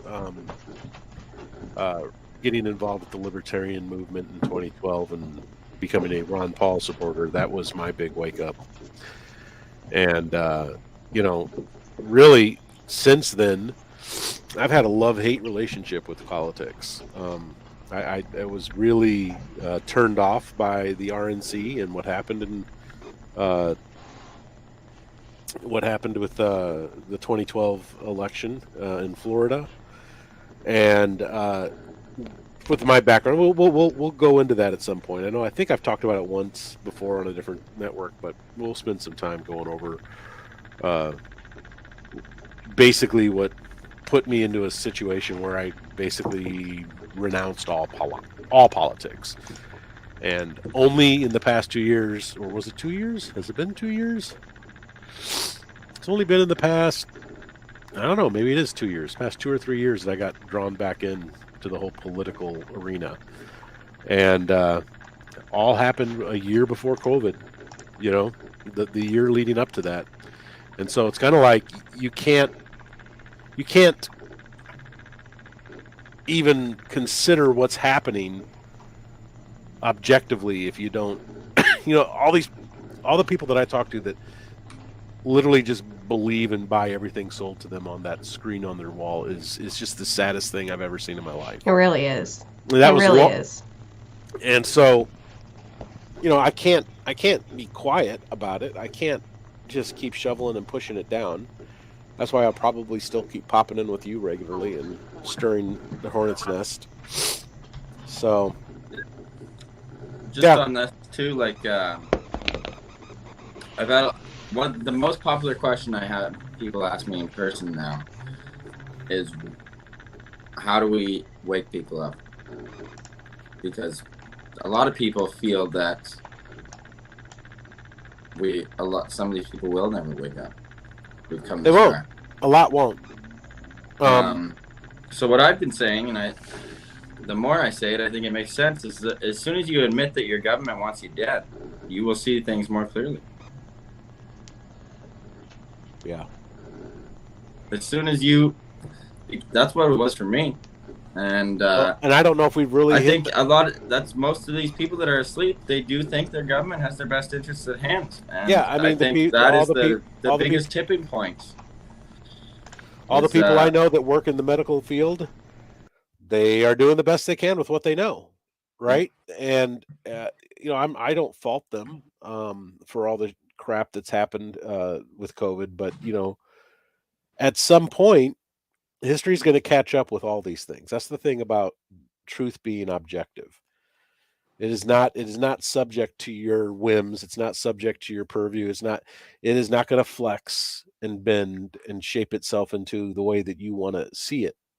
We've had many people in the past try to control narratives by controlling how history is written, right? And now, I don't know. I mean, short of shutting everything down, there's the genie's out of the bottle right now. I mean, we can all talk about things. And I think, and you're right. That's why that fits. That scenario fits. Is they would have to shut things down in order to control the narrative at this point. I think so. Like they're blatantly saying it themselves, and these people are still just, when's number 4? When's number 5? Yep. Somebody said in the comments, in small doses, you have to wake people up in small doses. Too much, they shut down. Listen, I have. Kids are dying. But it doesn't matter. You can't open a closed mind. Here's the thing. You can't start off and tell someone that, you know, adrenochrome is real. They're not going to believe it. But if you tell them, look at all these side effects of the vaccine, and you show them the evidence of it, and you walk them through it, you take their hand and walk them through it, it might be a little bit more digestible for them. Now, listen, here's the sad fact, and I hate that I even have to say this, but people are dying, and people die in war, and this is war. This is what we are in a war. We have been in a war for years, and there are casualties in every war. And the faster that people are, Pam just said it, the faster, until they're ready to accept that, there is no defense. There is none. You can't wake anybody up to a fact that they are completely oblivious of. Like you just said, Jeremy, they still believe that the government has their best interests at heart. It's it's mind-blowing to me knowing all that I know, but it's also mind-blowing to me that I lived for 33 years and never thought to question anything I was told. I was conditioned to believe everything that came through CNN or CBS or Fox or ABC or what have you. I never questioned it. I never took a second thought. Yeah. Yeah, I've always been the I was the one sticking out in class all along. And there's a lot of people that are like you because of their personal life experiences, whether, you know, their parents questioned things to start off, or because they experienced something early on in their lives that made them question things. It could have been 9/11. It could have been any significant event in their life that made them start questioning things. For me, it happened to be losing my income when the pandemic started, and I realized how quickly it could be taken away from me or from anybody for no fault of our own. And that's what sent me on this path to start questioning things and learning things for my own. Yeah, Gail said, I'm with you, Jeremy. There are some people that have questioned throughout their entire lives. And yeah, like I was really good in school, but I also did really good and didn't pay attention or didn't show up. They didn't like that. Or I'd do like things my own way, not the way the curriculum taught me. But I'd still show my work. And I got thrown out of an algebra class for telling the teacher to go fuck himself because I did it a different way. Yeah. So here's the one thing, like this major point that I need to drive home for people like you that have been questioning things for so long. When I first started opening my mind to the fact that maybe doctors don't have our best interests at heart, that maybe the government isn't out to protect us, that, you know, maybe the media is lying to us. When I started opening up my mind and my heart to all of these different things, it was devastating, foundation crushing. I questioned my entire existence. I questioned what is real and what is not. I had a mental and emotional breakdown for a couple of months where I just could not watch anything. I could not listen to anything because everything that I had known throughout my entire life had been proven false. And it was devastating to me. Everything that I had ever believed in, that I had thought to be true, was wrong. These celebrities that I admired, or these professional athletes, or these government institutions that I respected and had been told to believe in, all false, all lies, all bad. It broke me. It brought me to the breaking point until I finally started meeting like-minded people. I built a network, I built a community, and I gathered the strength through community, realizing that I wasn't alone, and that is what brought me back and got me to the point where we are now today. But for those of you that have been questioning for so long, maybe you didn't experience that, or maybe it wasn't as significant for you just because you have been questioning things for so long. It's almost just been your way of life. Whereas for a lot of us that haven't been, you know, it's like hitting a wall fast, and you're getting smacked, you know, in the face with facts and with truth that you cannot dispute. See, I was raised kind of as an outsider in the first place, so I've never had any fear of being basically at odds with everyone else. I've always been at odds with everyone else for my initial upbringing. My what I believe about God and the Bible is not the mainstream belief, and so because of that, that's kind of like prepared me for always being used to being the outsider, you know. So that's never been a fear of mine. You know, I've always been the outsider. I was a kid that wanted to wear a tie in class when nobody else wanted to wear a tie in class, and I was a bit of a geek, you know.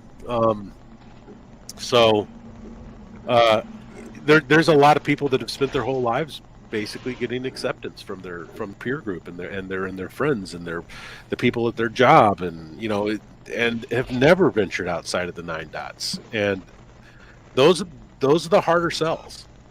You know, I think it was easy for me. It was probably easy for you, Jen. It was probably easy for you, Jeremy, for different reasons.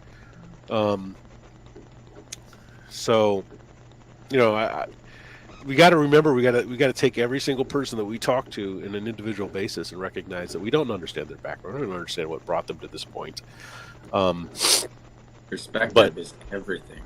Yeah, Absolutely. I think as long as you meet them with love and you do it with compassion, say the same thing. and you're not attacking their viewpoint, but instead offering just a different viewpoint and saying, I hope that you can, see where I'm coming from with love and with compassion, and see that I'm not attacking you. I'm simply trying to inform you. That is reasonable. That is logical. Unfortunately, what I have personally experienced, and I know Jeremy and Christian have experienced the same thing, is that some people have literally gone off the deep end. They are no longer operating logically or reasonably. They believe firmly the lies that they have been fed for millennia. I want to say millennia. For their lives, throughout their lives, and they will not even open their mind to the thought that they could possibly be wrong, that there could possibly be another explanation. I deal with that all the time on just religion alone, and that's absolutely one of those things. I mean, people are comfortable. The people want to be right. It's uncomfortable to be wrong about something. Yeah, like my grandfather, he's 93, and he's chosen to. He lives on 160 acres. Nobody bothers him. He doesn't bother anybody. The most he does is go to the grocery store and Tim Hortons, and like he's chosen to self-isolate for the last 2 years rather than take the vaccine. And when I asked him why, he was like, "Well, I'm not gonna have that take me out." Like, he was a year too young for the draft, and now he has an iPhone 10. He's seen some shit. Right. And he's still out there. Like, he'll go out and chop wood at 93. He's still an ox. He's not by any means what you think when you picture 93. But I tell him some of this stuff, and he thinks I'm insane. Yep. I was just so my aunt. But he won't take their juice. Yep. Right. So my aunt. It's funny because my aunt is commenting, and I wanted to bring up my grandfather anyway, and then you brought up yours, and I was like, well, no, I will.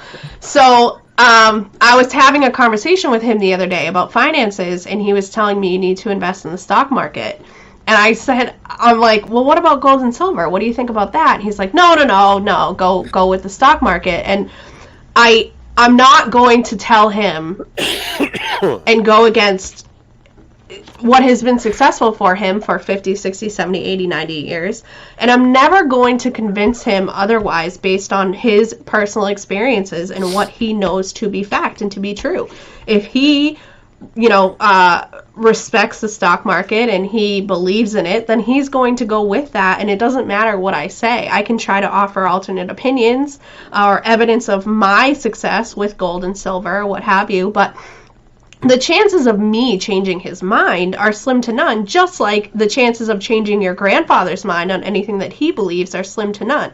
Does that mean I'm not going to try? No, absolutely not. I'm not going to leave anybody that I love in the dust or behind. There have been some slight, subtle things that I have mentioned. My aunt said, you will never change his mind. Yeah, no, I know. I will never change his mind. And that's okay. I will still love him through it. It doesn't matter. It doesn't make me, dislike him for any reason because we believe in different things. Yeah. The same thing with, my mom who wears a mask everywhere she goes. And she came to my house. I said, take that off, please. Like, you do not need that here, please, but it's those subtle little things that I try to just get people to think, open their mind up just enough to let questions start coming in and thinking critically. I had a friend of mine who saw a little girl at a grocery store and made a comment about CO2, and the mother was like, oh, you don't know what you're talking about, and walked away, and the daughter's pulling on the mom's shirt. Oh, shaking my whole computer. Pulling on the mom's shirt saying, Mom, what's CO2? What is that? It's planting seeds. You're getting people to think. Yeah. You're getting people to start opening their minds. Well, and bigger than that, bigger than just think, I think one of the things that we have lost over the past 30 years, I say this over and over, is we are currently in a situation where we have seen our government directly involved in our educational system over the past 3 decades. And that has changed our culture and our country. It completely overhauled it, and not for the better. There's a book written called The Deliberate Dumbing Down of America, written by Charlotte Iserby. If anybody would like it, like to find out where they can find a copy of it, subscribe. I'll make sure to make a post or a link to that in Jen's section. I will get you access to that book. But Charlotte Iserby used to work for the Department of Education under Reagan, and she saw what had happened in the 80s as far as like government getting involved with our education. So the most important thing we can do on Knowledge is Power, and check the motives here, is teach people the skill teach the people the skill of critical thinking. I mean, as a homeschooling dad, that's the goal. I don't want to give you all the right answers. I want to give you the tools to find the right answers. And that's what we want to do with all of you. You're our homeschool adult group.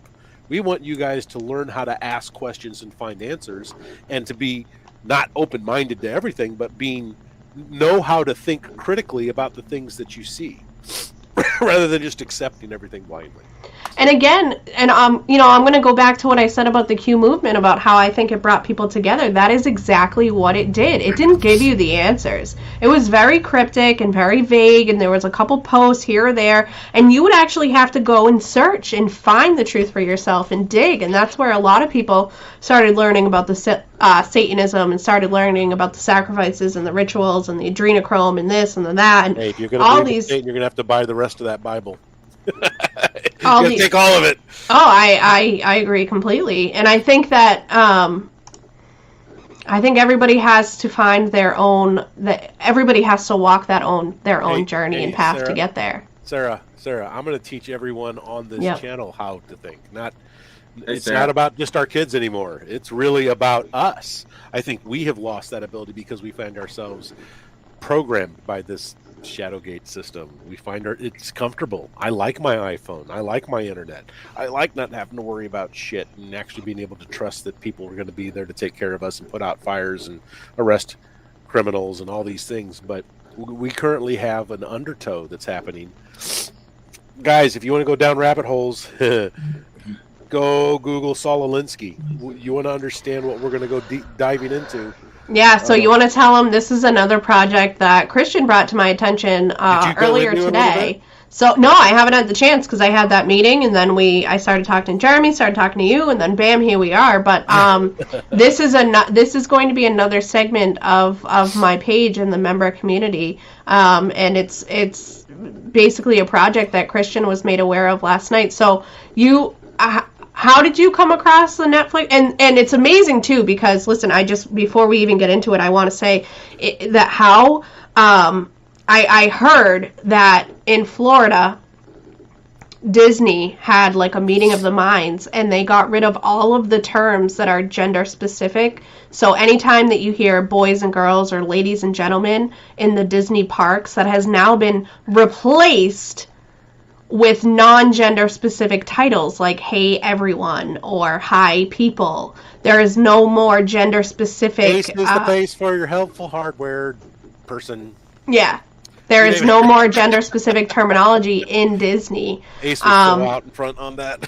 And so, Christian, you came across a Netflix show? Watched. So, when you're a dad, you buy Netflix, and I've got a 15-year-old and an 18-year-old and a soon-to-be 13-year-old, and I got a lot of kids that I'm worried about. Like, well, I'm buying this, and what are they going to have access to? So when something pops up and is being promoted on Netflix, I'll review it, I'll watch it, so that I know exactly what I'm going to be putting down banhammer on if I see any of that happen. And honestly, I'm like, I don't know why I haven't canceled Netflix. Honestly, I think there's a couple of shows that they watch.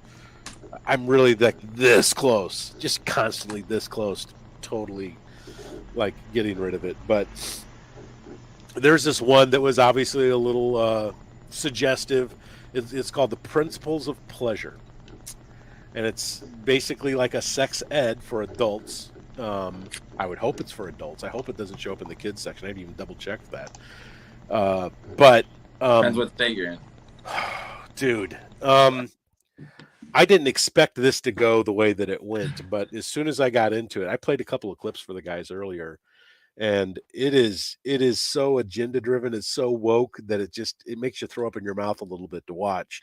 But there's a couple of things I'm going to probably go into, and here's what happened. I watched it, and I just kind of like, I can't believe like this is out there, and I start Googling to see, is anyone reviewing this? Because I'm in that position where like it's a lot easier if somebody else says it first, and then you can just point at them, right? Like, oh, dude, so and so totally splayed that thing open.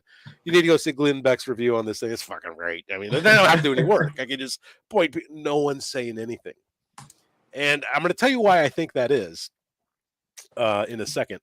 But the reason for all of that, this avoidance is. We currently have an agenda being foisted upon us that is much bigger. It's a much larger political agenda, but the tip of the spear is gender identity. And the reason the tip of the spear is gender identity is because they want to make people uncomfortable. They want to make their quote unquote enemy, which is you and I, who are freedom loving people, they want to make you uncomfortable. And if you're uncomfortable, you won't talk back. You won't bring it up. That's why there's no review on this thing. No one's going to say shit because they don't want to be the black sheep. So I'm worried I may have to become that black sheep. I've had to say some things in the past week that I never thought I'd say. Yeah, and I find myself. I realize we're at a point where I literally said fuck it. Yeah. And it's like the religion statement that you just made, where if you believe in Satan, you can't not believe in God. You have to take it all, right? You take one with the other. You can't just cherry pick your beliefs, right? And the same thing has to be said. Earlier, like I feel like I still feel everything. Don't take me the wrong way, but when it comes to the give a fuck, there is none. It's broken. Right. But they're also, if you're going to believe in one aspect, like this Disney aspect of things, then you have to, which is again a part of the agenda. It is a part of the World Economic Forum. They wrote the manual. Literally, they have a manual. It is all connected. You can't take one aspect of it and then not take the rest of it. You can't not believe in the rest of it. So it all goes together. It's all connected. What I hope to open people's eyes up to is something that I need to understand better for myself before I do that. It's like, you can't take somebody to a location that you haven't been to yourself. So I have to make sure I've traversed that trail and I understand where I'm going with this conversation. But dots are connecting for me, and then when dots connect for me, I get excited. And so, really, I don't know that feeling at all. But. Jeremy, I don't know if you know, I am a fanboy, hardcore fanboy. Like I'll geek hard if I ever get the chance to talk with Jordan Peterson. So your Canadian boy up there is he is the chef kiss, man. I was just watching something to him while you guys.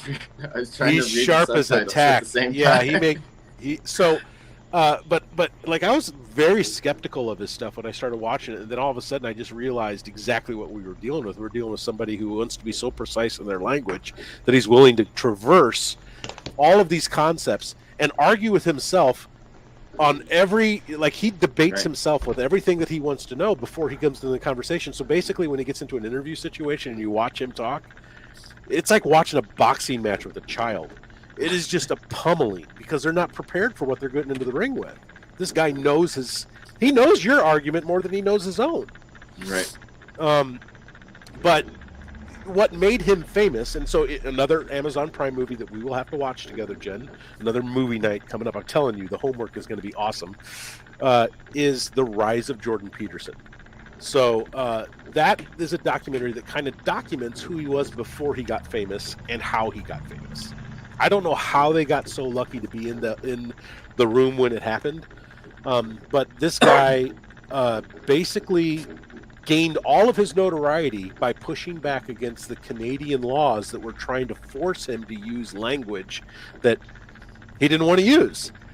Basically, they made it illegal for you to not use someone's pronouns when addressing them. And he's like, no, that's where I draw the line, because language has got to be a common thing. And if language has no meaning, then we're screwed. So anyway, I'm watching this documentary, and there's a lot of great information in there, guys. I'm not trying to tell you not to watch it, but holy crap. It's like it's like 20% arsenic and the rest is cupcake. It's just not something you want to devour without your thinking cap on. Discernment goggles. Yeah, make sure you zip up, as Dr. Laura Schlesinger used to say. But here's a little quick peek at my wall here on this topic. But I was basically getting into. I woke up at 5 this morning, not able to sleep because all I could think about was language, and how language is not either. And you've heard me saying this throughout the early part of the show. It's either subjective or it's objective.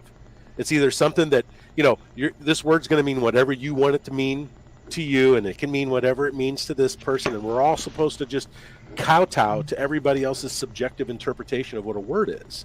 And really the war that we're dealing with is a war on our language, on a war on our ability to speak and our ability to understand. It's 1984 coming true.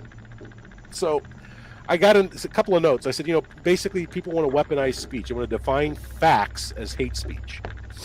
I said, because the media has adopted this language, they have contributed to the degradation of language and are complicit in the undermining of logic and reason. If you can't read my chicken scratch, that's what that says. So these What are the things I'm I'm here, by the way. What is that? That's Miro. Yeah, that's my What wall. is this? So it's like it's basically when I tell I people have like 4 notebooks and a white. No, this is the conspiracy theory wall of. yeah when I Yeah, I'm getting a conspiracy boner watching this. when I somebody last night was asking me. It's gone, right? Somebody last night was asking me what Miro is, and the best way I can explain it is like an electronic whiteboard, basically. What it is. That is what. Yeah, it is. it's You guys will have to set me up with this. it's awesome. I have It's a awesome. 1980s whiteboard and like I- 4 notebooks. I have my notebook that I use where I write all of my physical things down, and I have an actual whiteboard where I keep my notes. What? So this is all the notes that I've got on this topic so far. I put this together today, and really I was pulling a lot of quotes from the actual discussion on the Merriam-Webster website over the definition of the word cisgender and whether or not it's something that we need to be concerned about. Like I said, I mean this will put me square in the crosshairs of some pretty angry people if I put all this out there. I realize, but either you're going to fight for language or you're not. I think that goes for anything. You're either going to fight or you're not, period. Right? Yeah, Is it worth it to you enough to fight or not? So, like, getting banned for hate speech when all we're doing is like sharing ideas and thoughts, the fact that it can be categorized as hate speech because someone has deemed that it is, was one of these things keeping me up at night. And it says, basically, I said, the media in of itself bears witness to an opinion. Therefore, it cannot be hate speech. It is a testimony of a subjective opinion. In other words, it's a record. If you want to eliminate the record of someone's opinion, then you're not really willing to think critically about anything. And I'm sorry, but the left and the Marxist agenda that's being foisted upon our country isn't willing to consider any other opinion. Right. That's not the point. So it really all came back to the doctor in this documentary is Emily Nagoski. She makes this statement towards the end of the film. It says the point of this whole larger scale cultural conversation is to start recognizing, there are all these obstacles that have been put up between me and pleasure, and I am actually 100% allowed to have all the pleasure, and I didn't even know that all these people were trying so hard to stop me from accessing pleasure. That's a pretty crazy supposition that someone is to blame for you not enjoying yourself. Well, there's always somebody else to blame, right? In their Right? eyes. So it must be really dangerous from their point of view for me to access so much pleasure. I'm like, I don't give a shit what you do. Go enjoy yourself. I wonder if I should start accessing pleasure a whole lot, cultivating an entire lifestyle of accessing all the pleasure that exists in my body, and just, dismantle the whole white supremacist, cis, hetero, patriarchal, rapidly exploitive, late capitalistic system. What? How the fuck did we... you forgot the best part. Through my orgasms. Like, no one is trying to get in the way. So yeah, critical thinking. But that's not the point. This stuff is out there. Hopefully that you'll just digest it. Well, really what this is where we're going to go, people. We're going to get into Saul Alinsky's Rule for Radicals. And if you have not heard of this, go spelunking and Google this.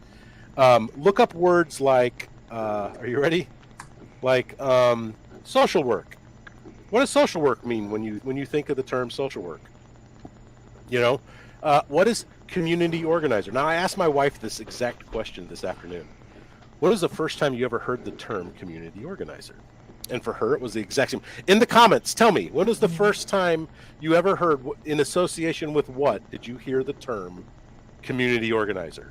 Let's put a nice big fat quote on it. Here we go. Here, community Good organizer. question. Have you heard that term before? I've heard it, but I'm trying to think of like when would be like the first time, and what for. Mine was today when Christian mentioned it to me. I had never heard of it before. Social worker I had heard of. I've worked with them, but community organizer I had never heard of it. Angela said a town hall meeting. Here we go. Gail, How many more come in? Yep. Gail, that was Christian's answer and his wife's answer. Yep. So basically, the first time I heard about that was during the 2016 election of Obama, and that was what Barack Hussein Obama. That was his gleaming resume, that he was a community organizer. And I'm like, okay, that sounds great. I mean, what does that mean? Does he like put like tablecloths on tables at kids' birthday parties at the park district? What the fuck does a community organizer do? Oh no, there's a very specific definition of what this means, and it isn't what you think. It is not what you think. It's actually directly. Well, I could pull that up, but we'll save that for the next one. I am spoiling it all. But when I hear community organizer, I think of somebody like us who is organizing a community. Not what it means. Not the way that they're using it, and it actually is directly connected to this word here, social work. So you have to understand these things in context. They're all directly related to this Alinsky era that actually happened. The guy wrote this book in 1971. Okay? I'm reading these rules right now. Are you ready? The rules. Power yeah. is not Okay. what you have, but what the enemy thinks you have. Hold on 1 second before you continue. Jeremy, as you're reading these rules, I want you to think if it reminds you of anything, because it reminded me of something as he was reading them, and it was later confirmed that it was exactly what I was thinking. Really? May I? Yes. The one I have here is way more in depth. Yeah, no, this is the high level bullet points. I have the entire PDF Okay. that we can make sure to link off on your subscription page as well, so people can have it if they want to dive in. But never go outside of the expertise of your people.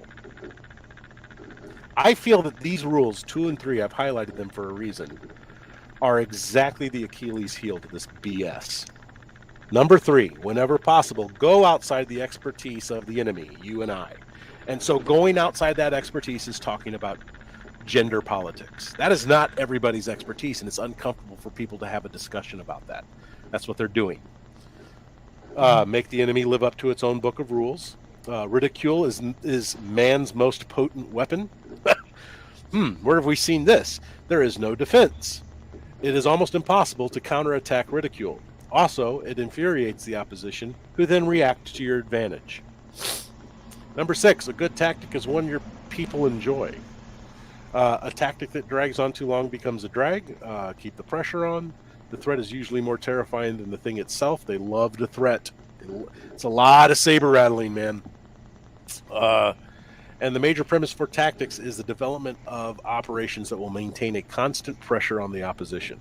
They want to put pressure on. If you push a negative hard and deep enough, it will break through to its counter side. This is based on the principle that every positive has its negative. The price of a successful attack is a constructive alternative. Pick the target. Okay, you ready? This one, just if this doesn't embody it all. Pick the target, freeze it, personalize it, polarize it. What did it make you think of, man?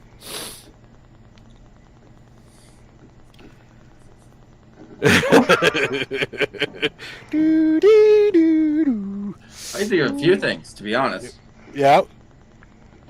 Oh shit! I'm gonna have to move over here. I gotta plug. So I got a lot of these terms here. One of these, I'm gonna read one more thing. It's in the opening background pages change. Sorry. It's in the opening pages of the PDF. of the book. I was kind of blown away. This is part of his opening credits. He acknowledges his wife. He acknowledges Thomas Paine. He acknowledges Hillel. But he says, lest we forget, at least an over-the-shoulder acknowledgement to the very first radical from all of our legends, mythology, and history, and who is to know where mythology leaves off and history begins, or which is which. The first radical known to man who rebelled against the establishment and did it so effectively that he at least won his own kingdom, Lucifer. Oh, that's good that you acknowledged him. Isn't that sweet? So yeah, this is a guy to be wary of, and we're going to break down how Rules of Radicals is basically controlling speech and is basically waging a war on language. And we've seen that people like Peterson have been thrust into the spotlight for taking the opposing view.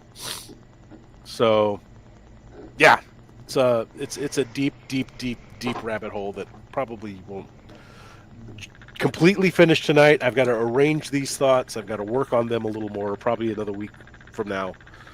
But you had a question about what all that means.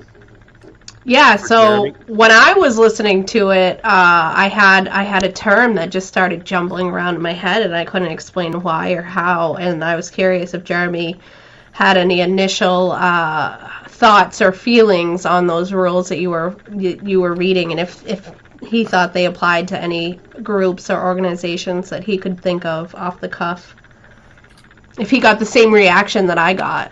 I think it ties to a few things, but I'm not willing to say what yet. Okay. I don't want to offend anybody unless I'm sure about it. Okay. I mean, if you're worried about Does that offending make me, sense? you're not. Does that make sense? I know I'm not going to offend you guys. Oh, okay. Well, when Christian was reading them to me, say something and somebody cut a little clip out and put it out for the world to see. Oh yeah, I gotcha. You know what I'm saying? Well, when he was reading that to me, immediately I thought of Antifa. Oh, it's absolutely their playbook. Absolutely 100% their playbook. See, I'm reading this thing too. So this guy's got a whole article about this book, and like you said, there's slightly more about each rule, but at the bottom here, he says Alinsky's rules can and have been used for anti-democratic designs, but he defines the U.S. as a society predicated on voluntarism. His vision of democracy leans heavily on that of keen outside observer of early America, Alexis de Tocqueville, the French philosopher who gravely warned, writes Alinsky, that unless individual citizens were regularly involved in the action of governing themselves, self-government would pass from the scene. And I am not thinking of Antifa. Yes, socialism. Yeah. This is a rabbit hole for me tonight. Yeah, more work, but I love it. So I'm reading, if anybody wants to see what I'm seeing, I'm reading it off openculture.com. And the guy who wrote this article he's pretty interesting.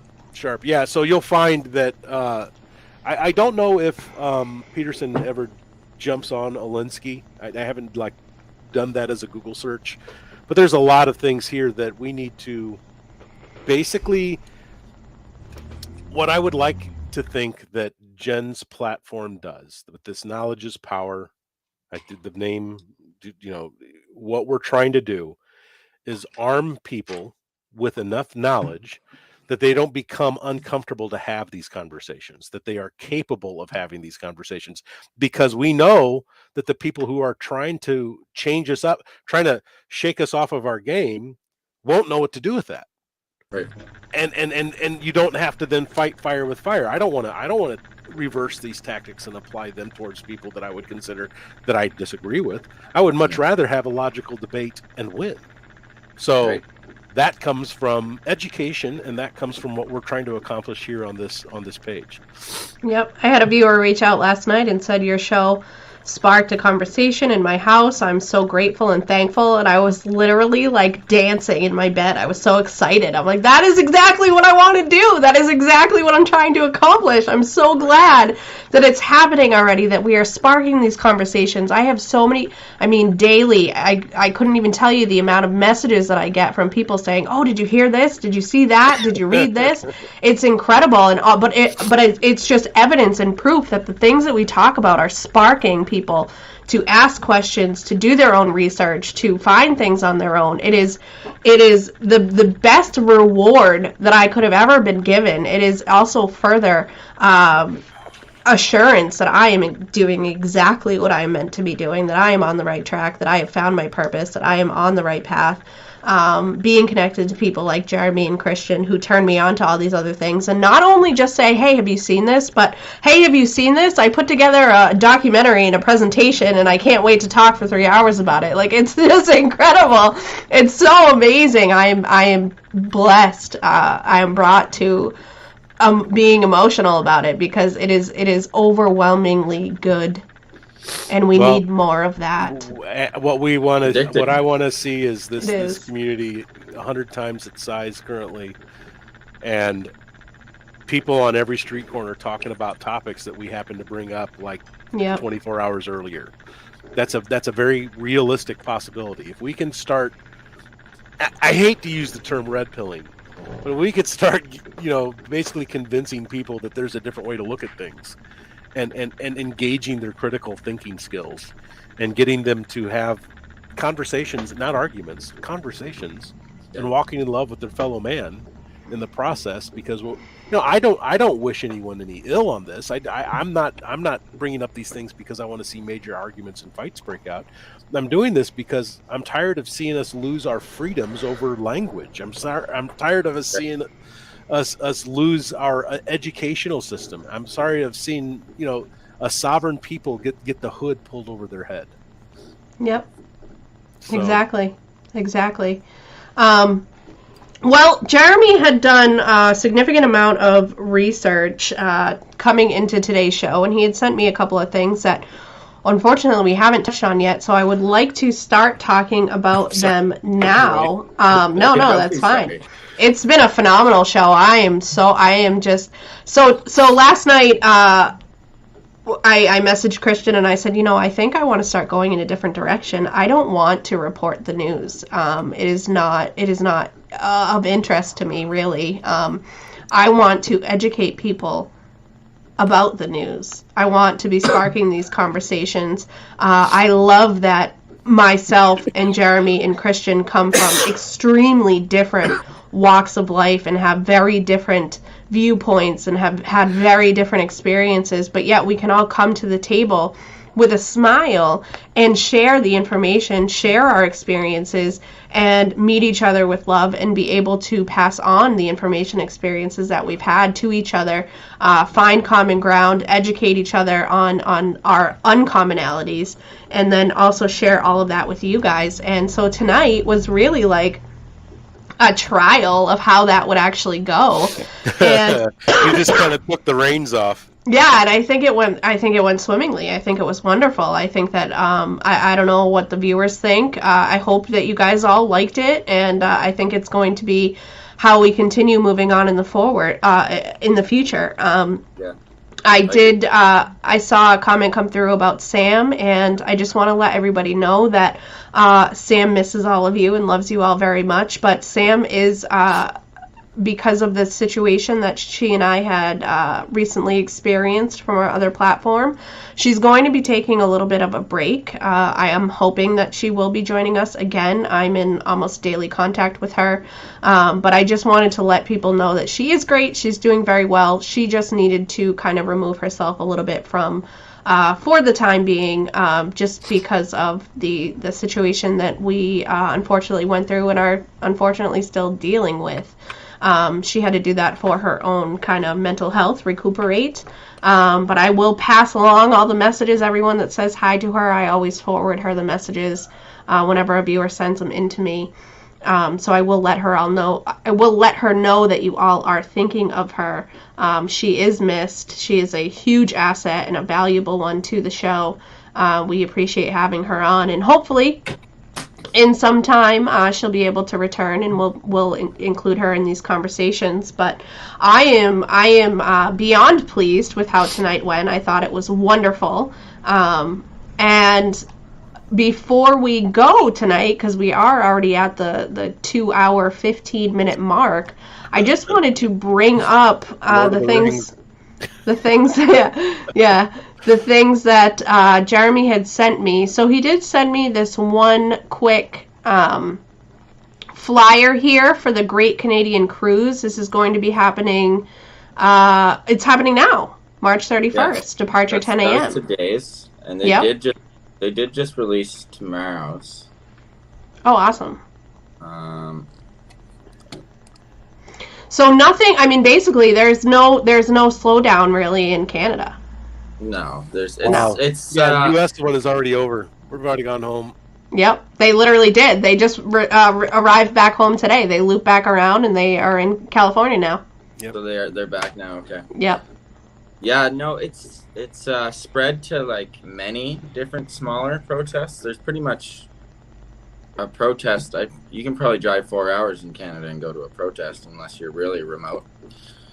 Yeah. There's lots of different like Ottawa. Every big city has one every Saturday. But yeah, there's the Great Canadian Cruise. They're going across the country. There's a Quebec convoy who's also going across the country. There's a Canada Unity convoy that's here on the island. They're actually, we have to give a shout out. They're looking for a new base camp. That's where Ron Clark is. I don't know if you follow him, Jen. He was in Ottawa. He's been here on the island. They have to move their base camp. So we're looking for a base camp on Vancouver Island. Anybody watching here? But yeah, it's basically spread out. There's a lot of stuff going on, but it's pretty awesome. And it's almost like they're growing more every week as well. Saturday, they were actually here. I was there with the convoys last Saturday in Campbell River, Vancouver Island. So that was pretty cool. We got to watch them roll in. That's an interesting question. Daphne. Yeah, I was just going to put that up too. What are the results of the protest from what you see? Well, BC... Would you say you've gotten any ground? I don't like to say that we have, because I believe they're only dropping provincial restrictions to implement the digital ID and keep the federal restrictions, which Trudeau hasn't budged on the federal restrictions at all. As you can see in all of his conferences, everybody in the background's all masked up. But I believe Quebec is the only province that still has the mask mandate. Every other province has made a date. I can't believe any territory still has that mandate. I mean, they literally have come out and said it doesn't work. How are people still able to get away with that? Here in BC, it's been 2-3 weeks. It was my birthday when they dropped the mask mandate, so the 11th. So it's been 3 weeks, and still at the grocery store, 90% of the people are wearing it, and most of them are like. Oh, I see a lot of people wearing 2 or 3 masks at a time. Huh. Some people I'm not exaggerating when I say a lot. Oh my God.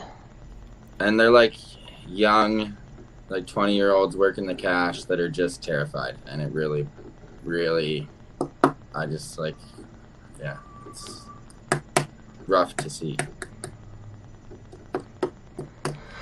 They really look terrified. So I don't know if the truck convoy has made much progress restriction-wise, but we woke up the world.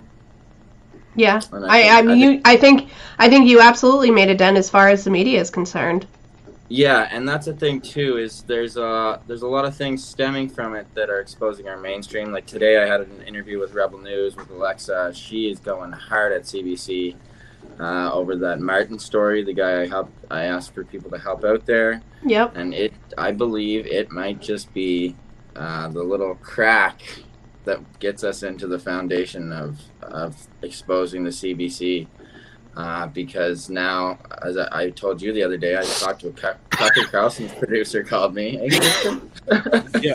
Wow. Greg, I couldn't believe it. You talk about fanboying. I was fanboying. You were still fanboying when you called me. You're like, guess who called me? I'm like, what? Who? I don't know who. Yeah, so Fox is helping Rebel News, and they're gonna let Rebel News take the run with it, so that a Canadian company can bring down the Canadian company. It's pretty cool to hear him say that. And, yep. So if anybody is unfamiliar with this story, which a lot of the viewers might be, so it was you were still you weren't on Ottawa anymore. You were in the hotel. Yeah, we were in Hawkesbury. Hawkesbury, okay, and you had made a post on your Facebook, you did a live, you were asking people to help out this man. This man had did a live, and basically he said that he was stranded on the side of the road. His car had run out of gas. He was a part of the convoy, and he needed some sort of assistance, whether it be fuel or financial assistance, somewhere to stay, what have you. So you took it upon yourself to go on a live and to reach out to your network to ask for help. Within like an hour, you had people on the way to him. You had financial assistance for him. He had a place to stay and all this. Now, fast forward a couple of weeks later, go through and tell the story, because I that was all that I was aware of. I didn't even realize that the story had continued up until that point. And now we're at the point now where you're doing interviews with Rebel News about this story, this man. You've been contacted by the Fox producer for Tucker Carlson's show about this man. So tie it all in together and let everybody know what happened. So yeah, I saw his live. He had made a live, and he said he was in Brandon, Manitoba, stuck on the side of the highway, and it was cold at that point. Like, it would have been like -30. And so Sarah, you remember Sarah from Ottawa? Yep. She was at the hotel with us, and I like bawled my eyes out for this man. So I made a live when I got up the next morning, because I saw it at like 4 a.m. And it was 20 minutes. He had almost $1,000. People were offering him hotel rooms, and he only had to get to Edmonton, which is probably, I don't know, Brandon to Edmonton, maybe 12 hours. Wow. He had enough anyways. He had enough resources. But he turned down the places to stay, and I didn't look too far into it because we had just fled Edmonton after the police, and we were helping with Vankleek Hill. And come last week, he went to the CBC and said he was like shunned by the convoy, and he regretted going, and that he spent his life savings and all this money. And then fast forward to this week, with everybody who has been working on it. There was another guy, I don't know if anybody remembers the live feeds. They had the shed right at the main intersection at Parliament Hill on top of the truck, and that's where they were doing a lot of the announcing from. So there's a man named Dave, and he runs live from the shed, and he's got about 25,000 followers. And he has proven that through transactions and screenshots that people have sent in, even before Rebel and Fox got involved, just with his resources, he proved that Martin was given $18,000 within those couple of weeks. Wow. And Alexa today she's got way more. She already put out a story. I shared it today, and she's got way more coming by the end of the week. So I'm excited to see, because what I told her is nothing compared to what she has. Right, and then I'm anxious to see what. There was a Twitter thread that the producer of Tucker Carlson's show put together. His name is Greg Wu, I think, or Rue? Greg Ray. Ray, okay. Yeah. Greg Ray, R-E, on Twitter. You can find this thread, and he basically goes through and he says that this is what happened. And not only did this man lie and basically steal funds, but then he went on to CBC and he exasperated these lies, and CBC took them at face value and reported them without doing due diligence and actually looking into his claims to verify that they were accurate. He just called them up and said, here's a story I want to tell you, and he told his story, and they were like, okay, sounds good, we're going to air it. And They didn't actually verify any of it. They didn't back any of it up. They didn't make sure that it was accurate. They just went with it. And all these other people, like Jeremy just mentioned, Dave from the shed, Jeremy himself, were like, wait a minute, that's not true. That's not what happened. I have video evidence. I have my lives. I have my posts. I have factual information to back it up. So the CBC now is in quite a bit of hot water because they reported something that was factually inaccurate and downright false, actually, and there's evidence and proof of it. And see, they've already withdrew 3 stories since the convoy as false information on their part. So they're not going to do it again. They're not going to do it again. That's what you got to keep chipping away at them. That's how we do it. You got to keep finding. Look at the New York Post and the whole Hunter Biden thing. They came out when the laptop first came out and said, "Oh, this isn't real. This is false. It's not legitimate." And now, 2 weeks ago, they come out with an article saying, "Oh yeah, no, it's real. Sorry, we had it wrong." Like, people need to run with that stuff. They need to. Sorry, the hiccups. They need to make more people aware of these things that are happening. It's mind-blowing that we're not able to poke more holes into organizations like CNN or CBC. It's just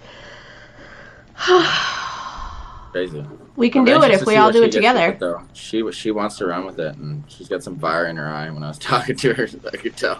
So. Good. This would be a huge opportunity for somebody in her position being able to run with this. Oh yeah, to break a story like that, absolutely. Yeah. It's the things we dream about, breaking news like that. Yeah. Yeah. She's excited. So we had the Great Canadian Cruise. You also had sent me over some videos. I don't know if you wanted to share them all tonight or if you want to save them. I don't know if you can come back tomorrow night. It's totally up to you. Whatever you want to do. I'll be back tomorrow. Okay. Oh, hey, you want to be on the show tomorrow? No.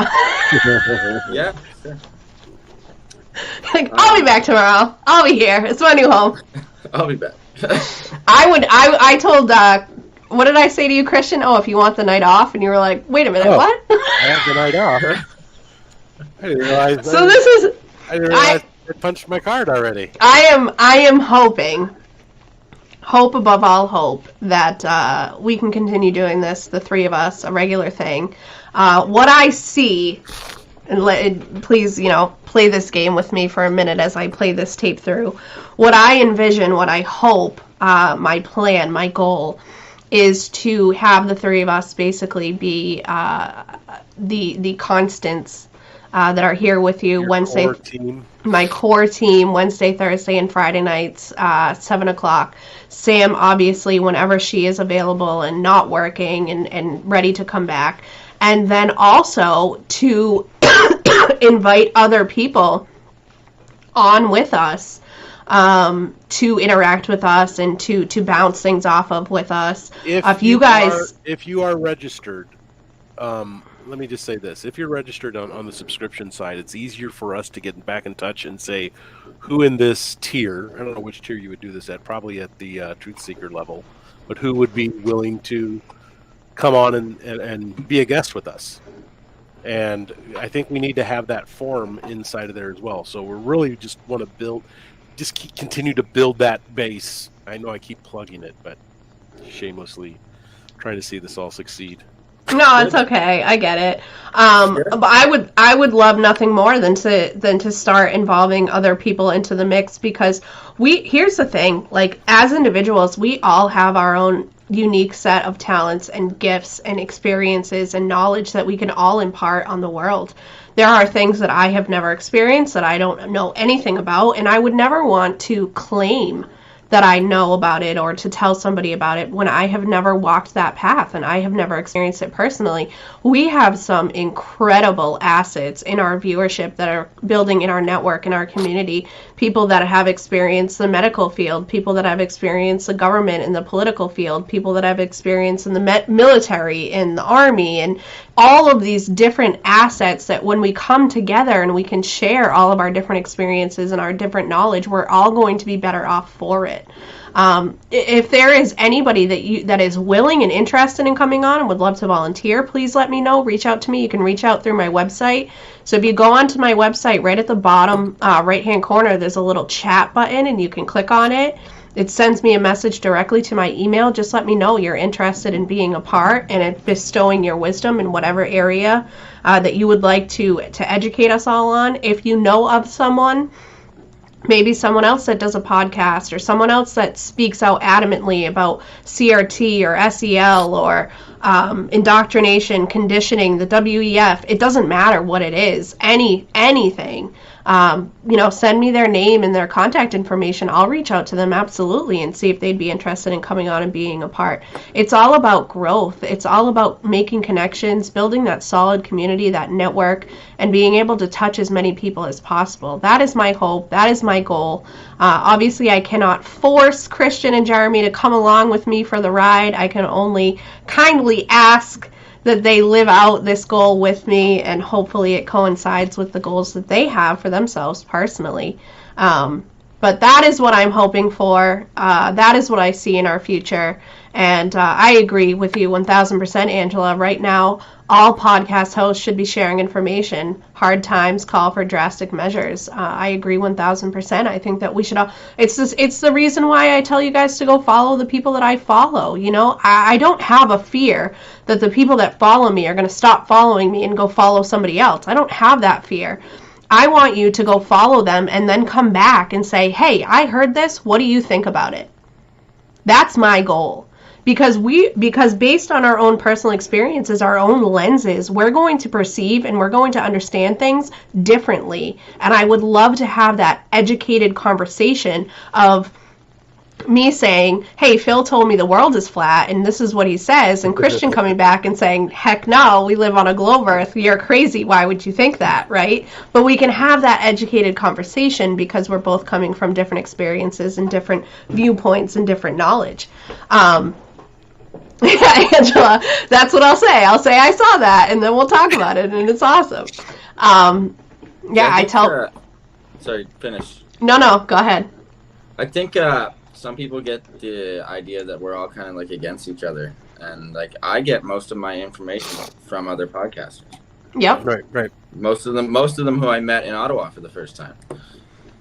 Yep, absolutely. And I always share where it comes from, like. Right. I mean, I talk to most of them on a daily basis now. Right. I mean, we all, at the end of the day, we basically all have our own goals, are the same idea that we want to get the truth out to the public. And I would hedge a bet that the majority of us that do this now never had any intention of doing it, but we saw a need at some point and we felt compelled to do it because people weren't doing it. You felt compelled to do it with, because of the Freedom Convoy. I felt compelled to do it because of the Ghislaine Maxwell trial. Christian felt compelled to do it because of Word and Film. We've all had this door open for us at some point where we said, okay, I'm being called to do this. I need to do this. And that has been, brought us together. And I guarantee that's the same for other podcasters, other people that are speaking out and taking a stand, whether you are a Jack Posobiec or you are a Patel Patriot or you're a Phil Godlewski or a Tim Pool, it doesn't matter.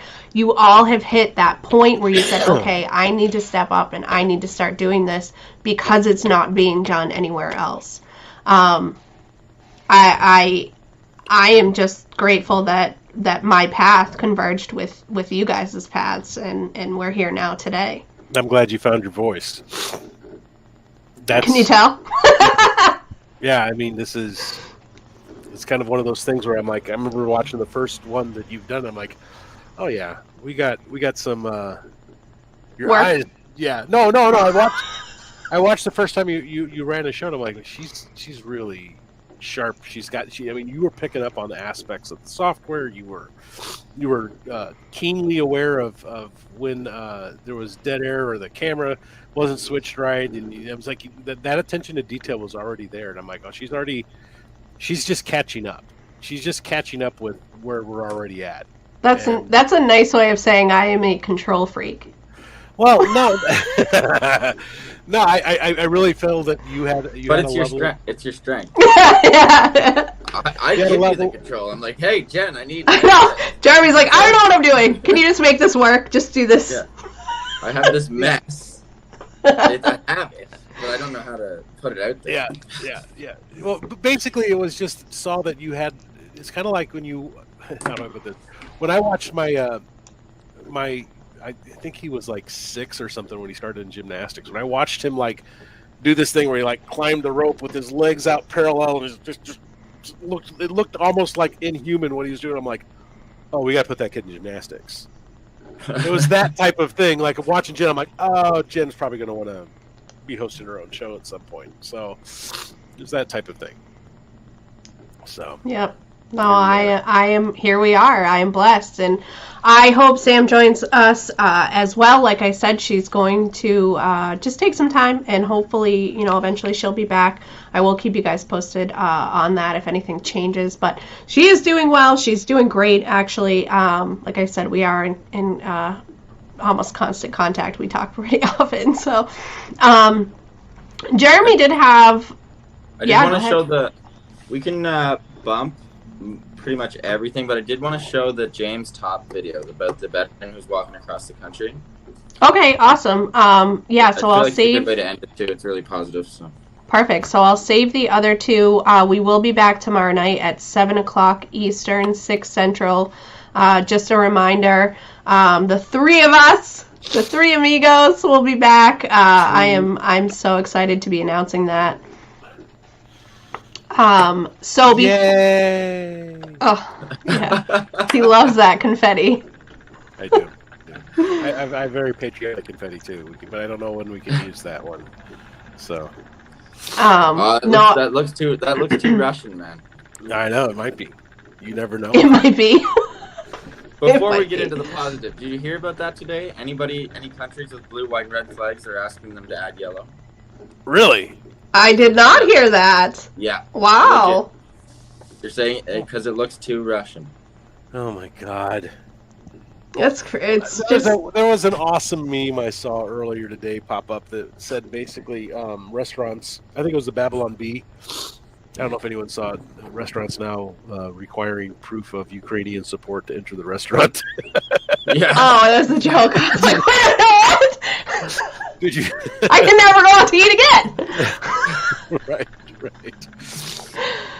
Oh no, it really is gotten to the point where it is pretty unbelievable. It's goofy.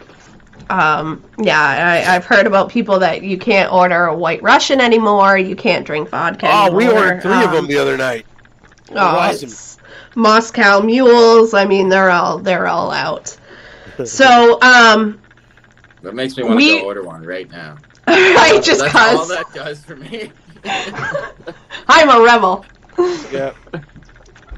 All right, so we have this video here. I will pull it up, Jeremy, if you want to just let us know Yeah, a little his bit name's about Bob. it. He's a very decorated veteran. He's walking from the tip of BC all the way to Ottawa. It's going to be 4,300 kilometers, I believe, by the time he's And he's done. walking. Walking, Wow. yeah. He's already over 1,000 kilometers in. He's already made it into Alberta. And I'll let him say the rest here. That is amazing. Hello everyone, we are in the, this is the command seat, so to speak, of the Canada Marches Mobile Support Unit. I'm changing my shoes for the second time today, because, your feet get kind of sore after walking 40 kilometers a day, successive days in a row. As you can see, I have a lot of mementos from my trip. Folks have dropped stuff off for us, and we hang it up and we keep it. All this stuff. Nothing gets thrown away. We got everything here, even in stuff like this. Dude gave me his picture in Grand Forks. This was given to me in Salmo. I've got it all, little flag signed by all the folks in Salmo. And I got another picture here, was printed off from Facebook. Hats. Lady knitted me some gloves and the socks. Layla's loves on Instagram. All of the letters and stuff goes in here, and I keep it all in that little box. Hats. I've been to Yak. Sweatshirts, Mandate hugs, Dirty Miner, all that stuff. So, I never used to put much importance in objects, but these things are given to me with meaning, and it means a lot to me. Keep all this stuff. I got my lucky marble here still in my pocket. So we're coming up on, we're over 1,000 kilometers, and we're coming up on a special 1,000 kilometer video. And what I want to say about that is that when I first made the announcement that I was going to do this thing back on February the 12th, I was in my uniform, and I did that for 2 reasons. It needed to get attention, and it needed to serve as an example for other folks in uniform, because here's what it comes down to, my friends still serving. Wherever you serve, whatever uniform that you're wearing, whatever you do, whether you're a paramedic, firefighter, cop, armed forces, prison guard, border services, I should say, municipal enforcement, whatever it is that you do, just because you wear a uniform doesn't mean that you got to let yourself get pushed around. That's coming from me, James Don, because I'm still wearing a uniform for the time being, and I'm not getting pushed around. If you got an order for me, you explain it to me quite clearly what that order is, and I'll get it done. But if it's something that doesn't make sense, then I'm going to ask some questions. That's that. So, this is me, James Don, with all my stuff. On our way to Ottawa. See you on his way to Ottawa. But yeah, he's got quite a little following here now. There's like 10 of them I see in all the pictures walking behind him, and there's a convoy behind him. It's become quite the thing, and I can only imagine what it's going to be by the time he gets to Ottawa. So why is he doing this? Is he like just his own personal convoy? Same thing we're doing. Wow. Like he said, I may take orders, but I'm going to question them if they don't make sense. It's incredible. I mean, it's he's raising awareness. People are watching, and even if something as simple as walking, sometimes people ask, like, what can I do? I can't make a difference. I'm one person. He's one person. Look at that. Walking across country. We're each individually one person, and we found each other, and we started doing this, and now we've reached. On the other platform, we were reaching 100,000 people a show. So Deb, we will absolutely. I know Jeremy will be keeping an update on him. No worries about that. Cross paths because that would be awesome. Last thing to end on my part. So April, I just sent you a poster. Are you able to bring it up that fast, or should I just say it? Yeah, no, I can. It'll be the most recent one. I just have to get to my Facebook. So while Jen's bringing that up, this is official. It has been announced for over a week now, and it is gaining big ground across the country. April 29th and 30th in Ottawa. It is essentially going to be Ottawa 2.0. It's called Rolling Thunder, and the bikers are going to be leading us into Ottawa. Here it is. Hashtag Rolling Thunder Ottawa. The bikers are coming. Rolling Thunder Ottawa, April 29th and 30th. Freedom Alliance. Do you have any Telegram groups or any Facebook groups or anything about this? Or are they still in the works? I'm not sure about that, but I will find out. Okay. People have just kind of been sharing it to the other ones, but I'm not sure if there's an official. What I can tell you is that me, Jesse, and Kyle are all going to be there together. And me in spirit. Yeah. Well, you'll be running the show in the background. I know. I just want to be at one of them at least. I want to be there so bad. But yeah, we will be, for everybody watching, we will be having full coverage, just like we did in Ottawa. Yep, and if anybody isn't aware, Jeremy does have all of his own platforms, his own Facebook, his own YouTube. He does have his own website as well. So I'm going to put up his website. It's scrolling down at the bottom here, jeremygibson.live. If you guys want to keep in touch with him, scrolling at the bottom there. Go give him a follow on Facebook. Go find his YouTube platform. And I was like, whoa. What did I miss? You guys both parted. The seas parted. It was hilarious. Well, it's actually kind of cool. Actually, if I go full screen with you, it's like we kind of go in the opposite direction. It's like, oh no, it was perfect. But so funny. Just without hesitation or thought, you guys both just awesome. Hey, we like to have you surrounded. I will admit, I'm guilty of. I have a hard time getting off this fucking Facebook. These other platforms. It. Well, here's the thing, because it has to be a That's conscious. why.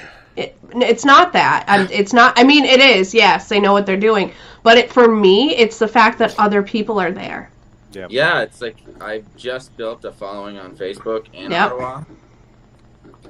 They're not ready to leave yet. Right, exactly. So until they are I'm ready ready. to leave, They're not. right, exactly. And until they're ready to leave, then you're just doing yourself a disservice if you take yourself off of it. Unfortunately, the truth is that neither myself nor Jeremy is at the point where we could walk away and have a substantial enough viewership to follow us and maintain us on another platform. I've delved into MeWe, I've delved into Gab. Listen, I'm on Getter, and I literally am in jail. Getter has jail too. Yeah. Getter censors too. I am in Getter jail. I cannot post to Getter. So, Sherry, I mean, you hit the nail on the head. Facebook is easy and convenient. Other people know how to work it already. If you, especially the more you contribute, the more they can track. Right, exactly. Especially the people that are like our older generation that had a hard enough time getting onto Facebook and learning how to use Facebook. Now for them to go to another platform, it's like, why bother? I'm not even going to worry about it. Deb, I am on Rumble. Unfortunately, there is no social media aspect to Rumble, so I do upload all of my videos to Rumble. What I would love to do more than anything is just sustain my own network on my website. I would love to have some sort of to include interaction. The truth of the matter, we're always going to be casting lines in the biggest rivers that we can, and that is always going to Right. be YouTube.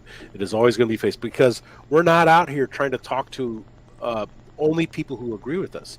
We want to cast these ideas into the mix. These Yep. need to be part of the town hall. These need to be part of the conversation. So we love that we're out on Facebook. We love that we're out on YouTube. We love that we're out on Twitch. The fact that they don't love us, that's their problem. Right. Yeah. And Twitch isn't the answer either, because they started censoring people. They kicked off Torces. They kicked off Did my they? friend Phil. Yep, they did. Holy crap. Yeah, they turn your platform off. You no longer exist. You lose all of your videos. You lose all of your viewership. You lose everything. I completely You missed disappear. Yeah, I am not a good fanboy. it is it's beyond frustrating that not only because here's the truth too. When you think about your personal community, your neighborhood, your area, your town, how many people think like you do? How many people are open-minded? How many people question things? I am hard-pressed to find a handful of people that are like-minded like me. Now maximize that across the US, across Canada, across the world. You are hard-pressed. We are the fringe minority, if you will. So in order for us to find each other, we need to be the places where each other are. That being said, we have two chats right now. I know Facebook hates when we do this. Can we zoom in There's on your that? links. Join us on our Telegram group. Stay There you connected go. with us there. Telegram it has been the best that I have found. It is not the answer, but we are able to go live on Telegram as That's well. coming, and they So- are developing.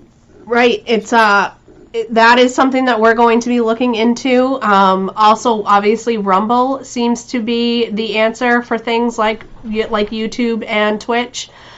Truth Social, people are saying, has been great. I am not on it. I am also not. It doesn't seem like anywhere near getting on it, so I have no idea. I know they are still in the beta phase, so I'm not sure when everyone will be welcomed on that site. But Telegram is a wonderful platform. Rumble, obviously, and I am personally I am leaning towards Gab as my social media platform, because they don't censor. I post. Either, though, do they? They don't have an app. No, it's desktop. So, we obviously. Yeah, Angela, they just introduced that feature, and Yeah. we've been beta testing it over at Rebuild Illinois, and it's getting interesting. I think that Telegram could be positioning itself to become a much more robust social media or social network than it currently is. And the fact that they have RTMP streaming right now, I could put this live on that Telegram group if we wanted to at this very moment. The question is that where the people that need this information are going to be? And I don't think that answer is yes. I think we need to keep throwing out these lines into the deepest most fish-filled rivers that are out there in order to recruit people. So, yeah, I think we're always going to fight to put things out. The most interesting example of that is watching Steven Crowder. He basically has done what he's taken. He's taken a lot of the resources and funds that he's made on YouTube and basically paid his lawyers to basically fight YouTube with those funds to try and keep them honest, make them abide by the rules that they set. It's almost an Alinsky-esque move itself. So, hold their feet to the fire. So I think as long as we can keep this message going out on those platforms, we'll keep going out. So Sherry just asked, so Gab or Telegram, which is easy to navigate? Once you get comfortable with them, they are both easy to navigate. I will say that if you are comfortable with Facebook, more than likely you're going to be comfortable with Gab. It's a very similar setup, how you make posts, how you join groups, very similar to Facebook. Telegram is somewhat based on Facebook, where you don't... It's a totally different beast, and I've been wanting to make introductory videos on how people can utilize Telegram effectively.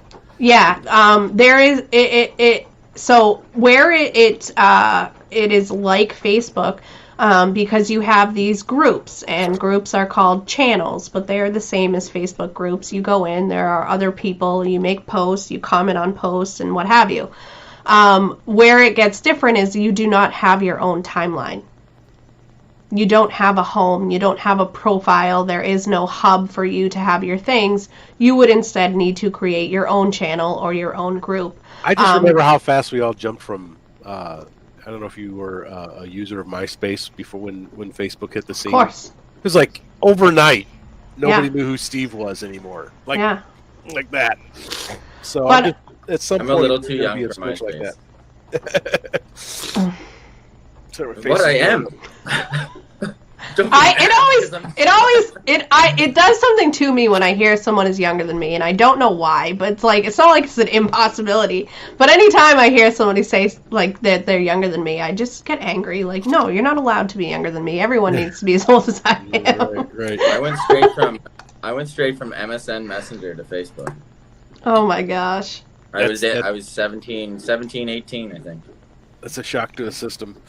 Yeah, it is. That was a long time ago, by the way. It was a long time ago. 15 years.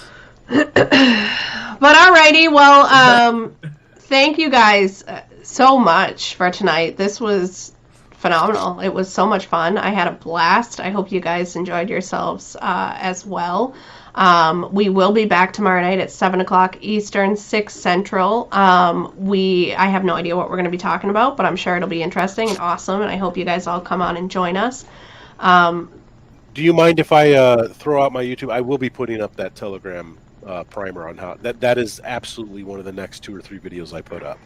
Yeah, I'd love to help you with that, because I would love to tell people about Telegram and how to better utilize it, how to set up their folders, how to turn off their notifications.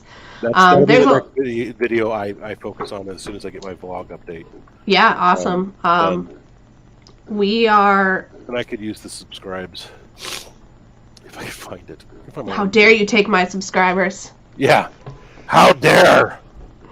No, you know what I would sharing is caring, and I want to turn as many people on to as much information as I can, as possible. So if Jeremy goes live and he does his own things, when he's out and about and the mood strikes him, it's usually not scheduled for him. It's usually like, hey, I'm doing this thing and I'm going to go live now. And so that's why I highly recommend everybody go and follow him, so you get the personal notifications for when he actually goes live.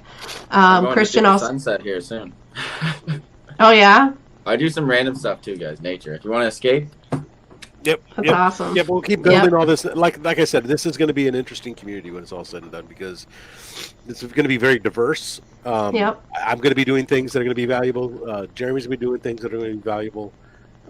Who knows who we're going to meet in the next 3 I to 6 know. months. I'm so excited. I put out some feelers last night, too, on Telegram, asking for other podcasters on Twitch, if I could be introduced to any of them, or even just find them. See if we can team up with anybody else on Twitch, so we can turn other people on to what they're doing, and hopefully they get turned on to what we're doing. So it's all about collaboration. I'm really looking forward to it. I'm super excited.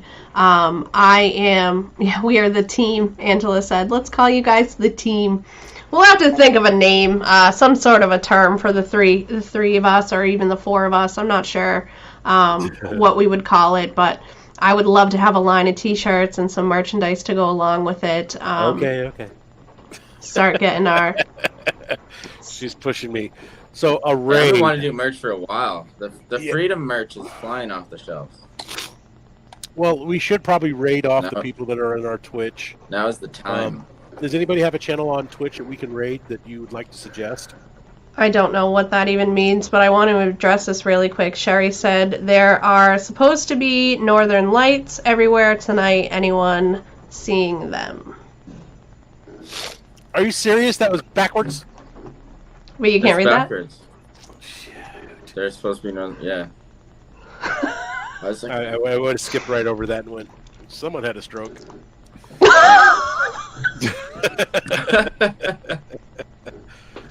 No, it was backwards. I thought it was on purpose, like a coded message. I just happen to be impeccable at reading things backwards. Well, what I want to do is I'm gonna raid a channel before we go off. What is a raid? So the way that Twitch works, and one of the things that we're going to be doing more of, is stacking and staggering our shows on Twitch so they don't overlap. A raid is where we have right now 9 people watching us on Twitch. 10 people watching us on Twitch. And so instead of you just cutting the broadcast, we hand those 10 viewers off to someone else, and they greatly appreciate it. And then they may, in turn, do the same to you later. Oh, So cool. you're sharing those. So the nice thing is if there's another show that's happening right as this one is closing, we can raid and push all of those people. So as soon as you close your show, all those viewers go directly to that channel. So it's just When I think of a raid, I think of like an attack. Yeah, it's kind of like that. I mean, it'll be pretty amazing. You played this game right, and you find somebody who likes your stuff, and they want to give you a raid while they've got 500 viewers. It'll turn your life upside down. Okay. So, yeah, that's how you play that game. So Let's play the game. Yeah, is there someone out there that has a Twitch channel that they're streaming that they would like us to raid? Otherwise, I'm going to go look for someone that I know that we have watched in the past. P. Gunnels is in action, Deb said. P. Gunnels. Yeah. There's LRN. They've got 2 viewers right now. They could use some viewers. LRN could use some love. Weird. I would love if it was somebody that was kind of somewhat aligned with the things that we talk about. That would be LRN phenomenal. is Libertarian Radio Network. So yeah, See, this is pretty what fun stuff. bothers Collaboration, me man. with these new platforms. Like, if I have to search for somebody I have something in common with, that's my time's pretty valuable. No, I get it. I know. That's why I put my feelers out on Telegram and I ask for people to tell me, like, who do you watch? Because I don't have the time to search. I wish I did. Like 10 seconds, I'm like, fuck this. Back to Facebook. Yeah, I'm gonna send everyone over to LRN just as a test. So, and then you can do your wrap up, and that'll. I can still play our song. You sure can. So I'm gonna fire people over right now. Raid channel. We are raiding LRN. Sorry if you don't like it. I don't know what we're doing, but we're trying something, and I hope that you guys don't hate us for it. They got 2 viewers I in haven't there. heard this yet. Go enjoy Me neither. LRN. As soon as the song is done, stay on, guys, and go tell them that Jen sent you. Yes, please. Okay. Let's see. Get in On the chat, you guys just hang on in Twitch, and we'll raid LRN as soon as the song is over. on Twitch. What's my username on Twitch? Is it Knowledge is Power? Or yep, It's Jen Como. it's Jen Como. So just my name, same as the website. Let them know that I sent you. Yay! How exciting! I love trying new things. It's so fun. Thank you. All right, we love you guys. Thank you so much. Have an incredible evening tonight. Have a phenomenal day tomorrow. We will see you at 7 o'clock Eastern, 6 Central. I will play our song to end. I love you all. See you guys.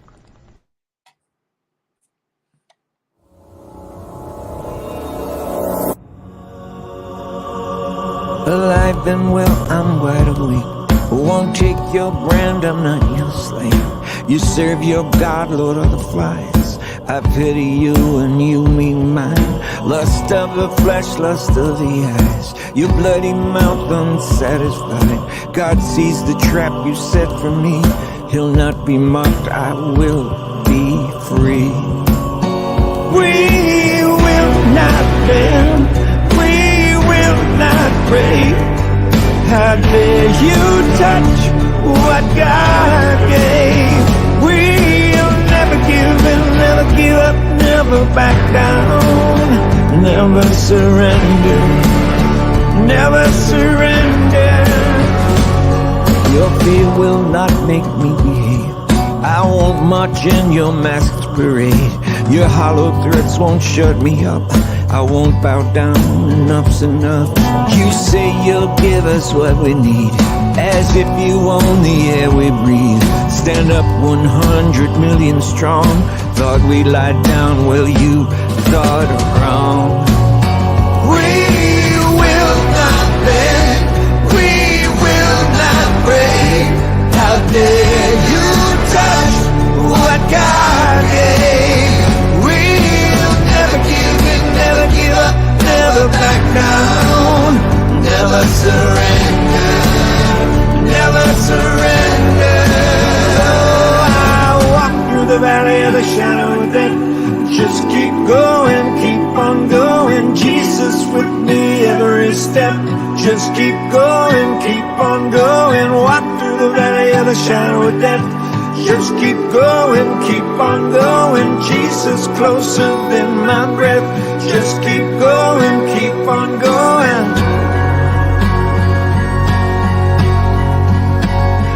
We will not bend, we will not break. How dare you touch what God gave? We'll never give in, never give up, never back down. We'll never give in, never give up, never back down.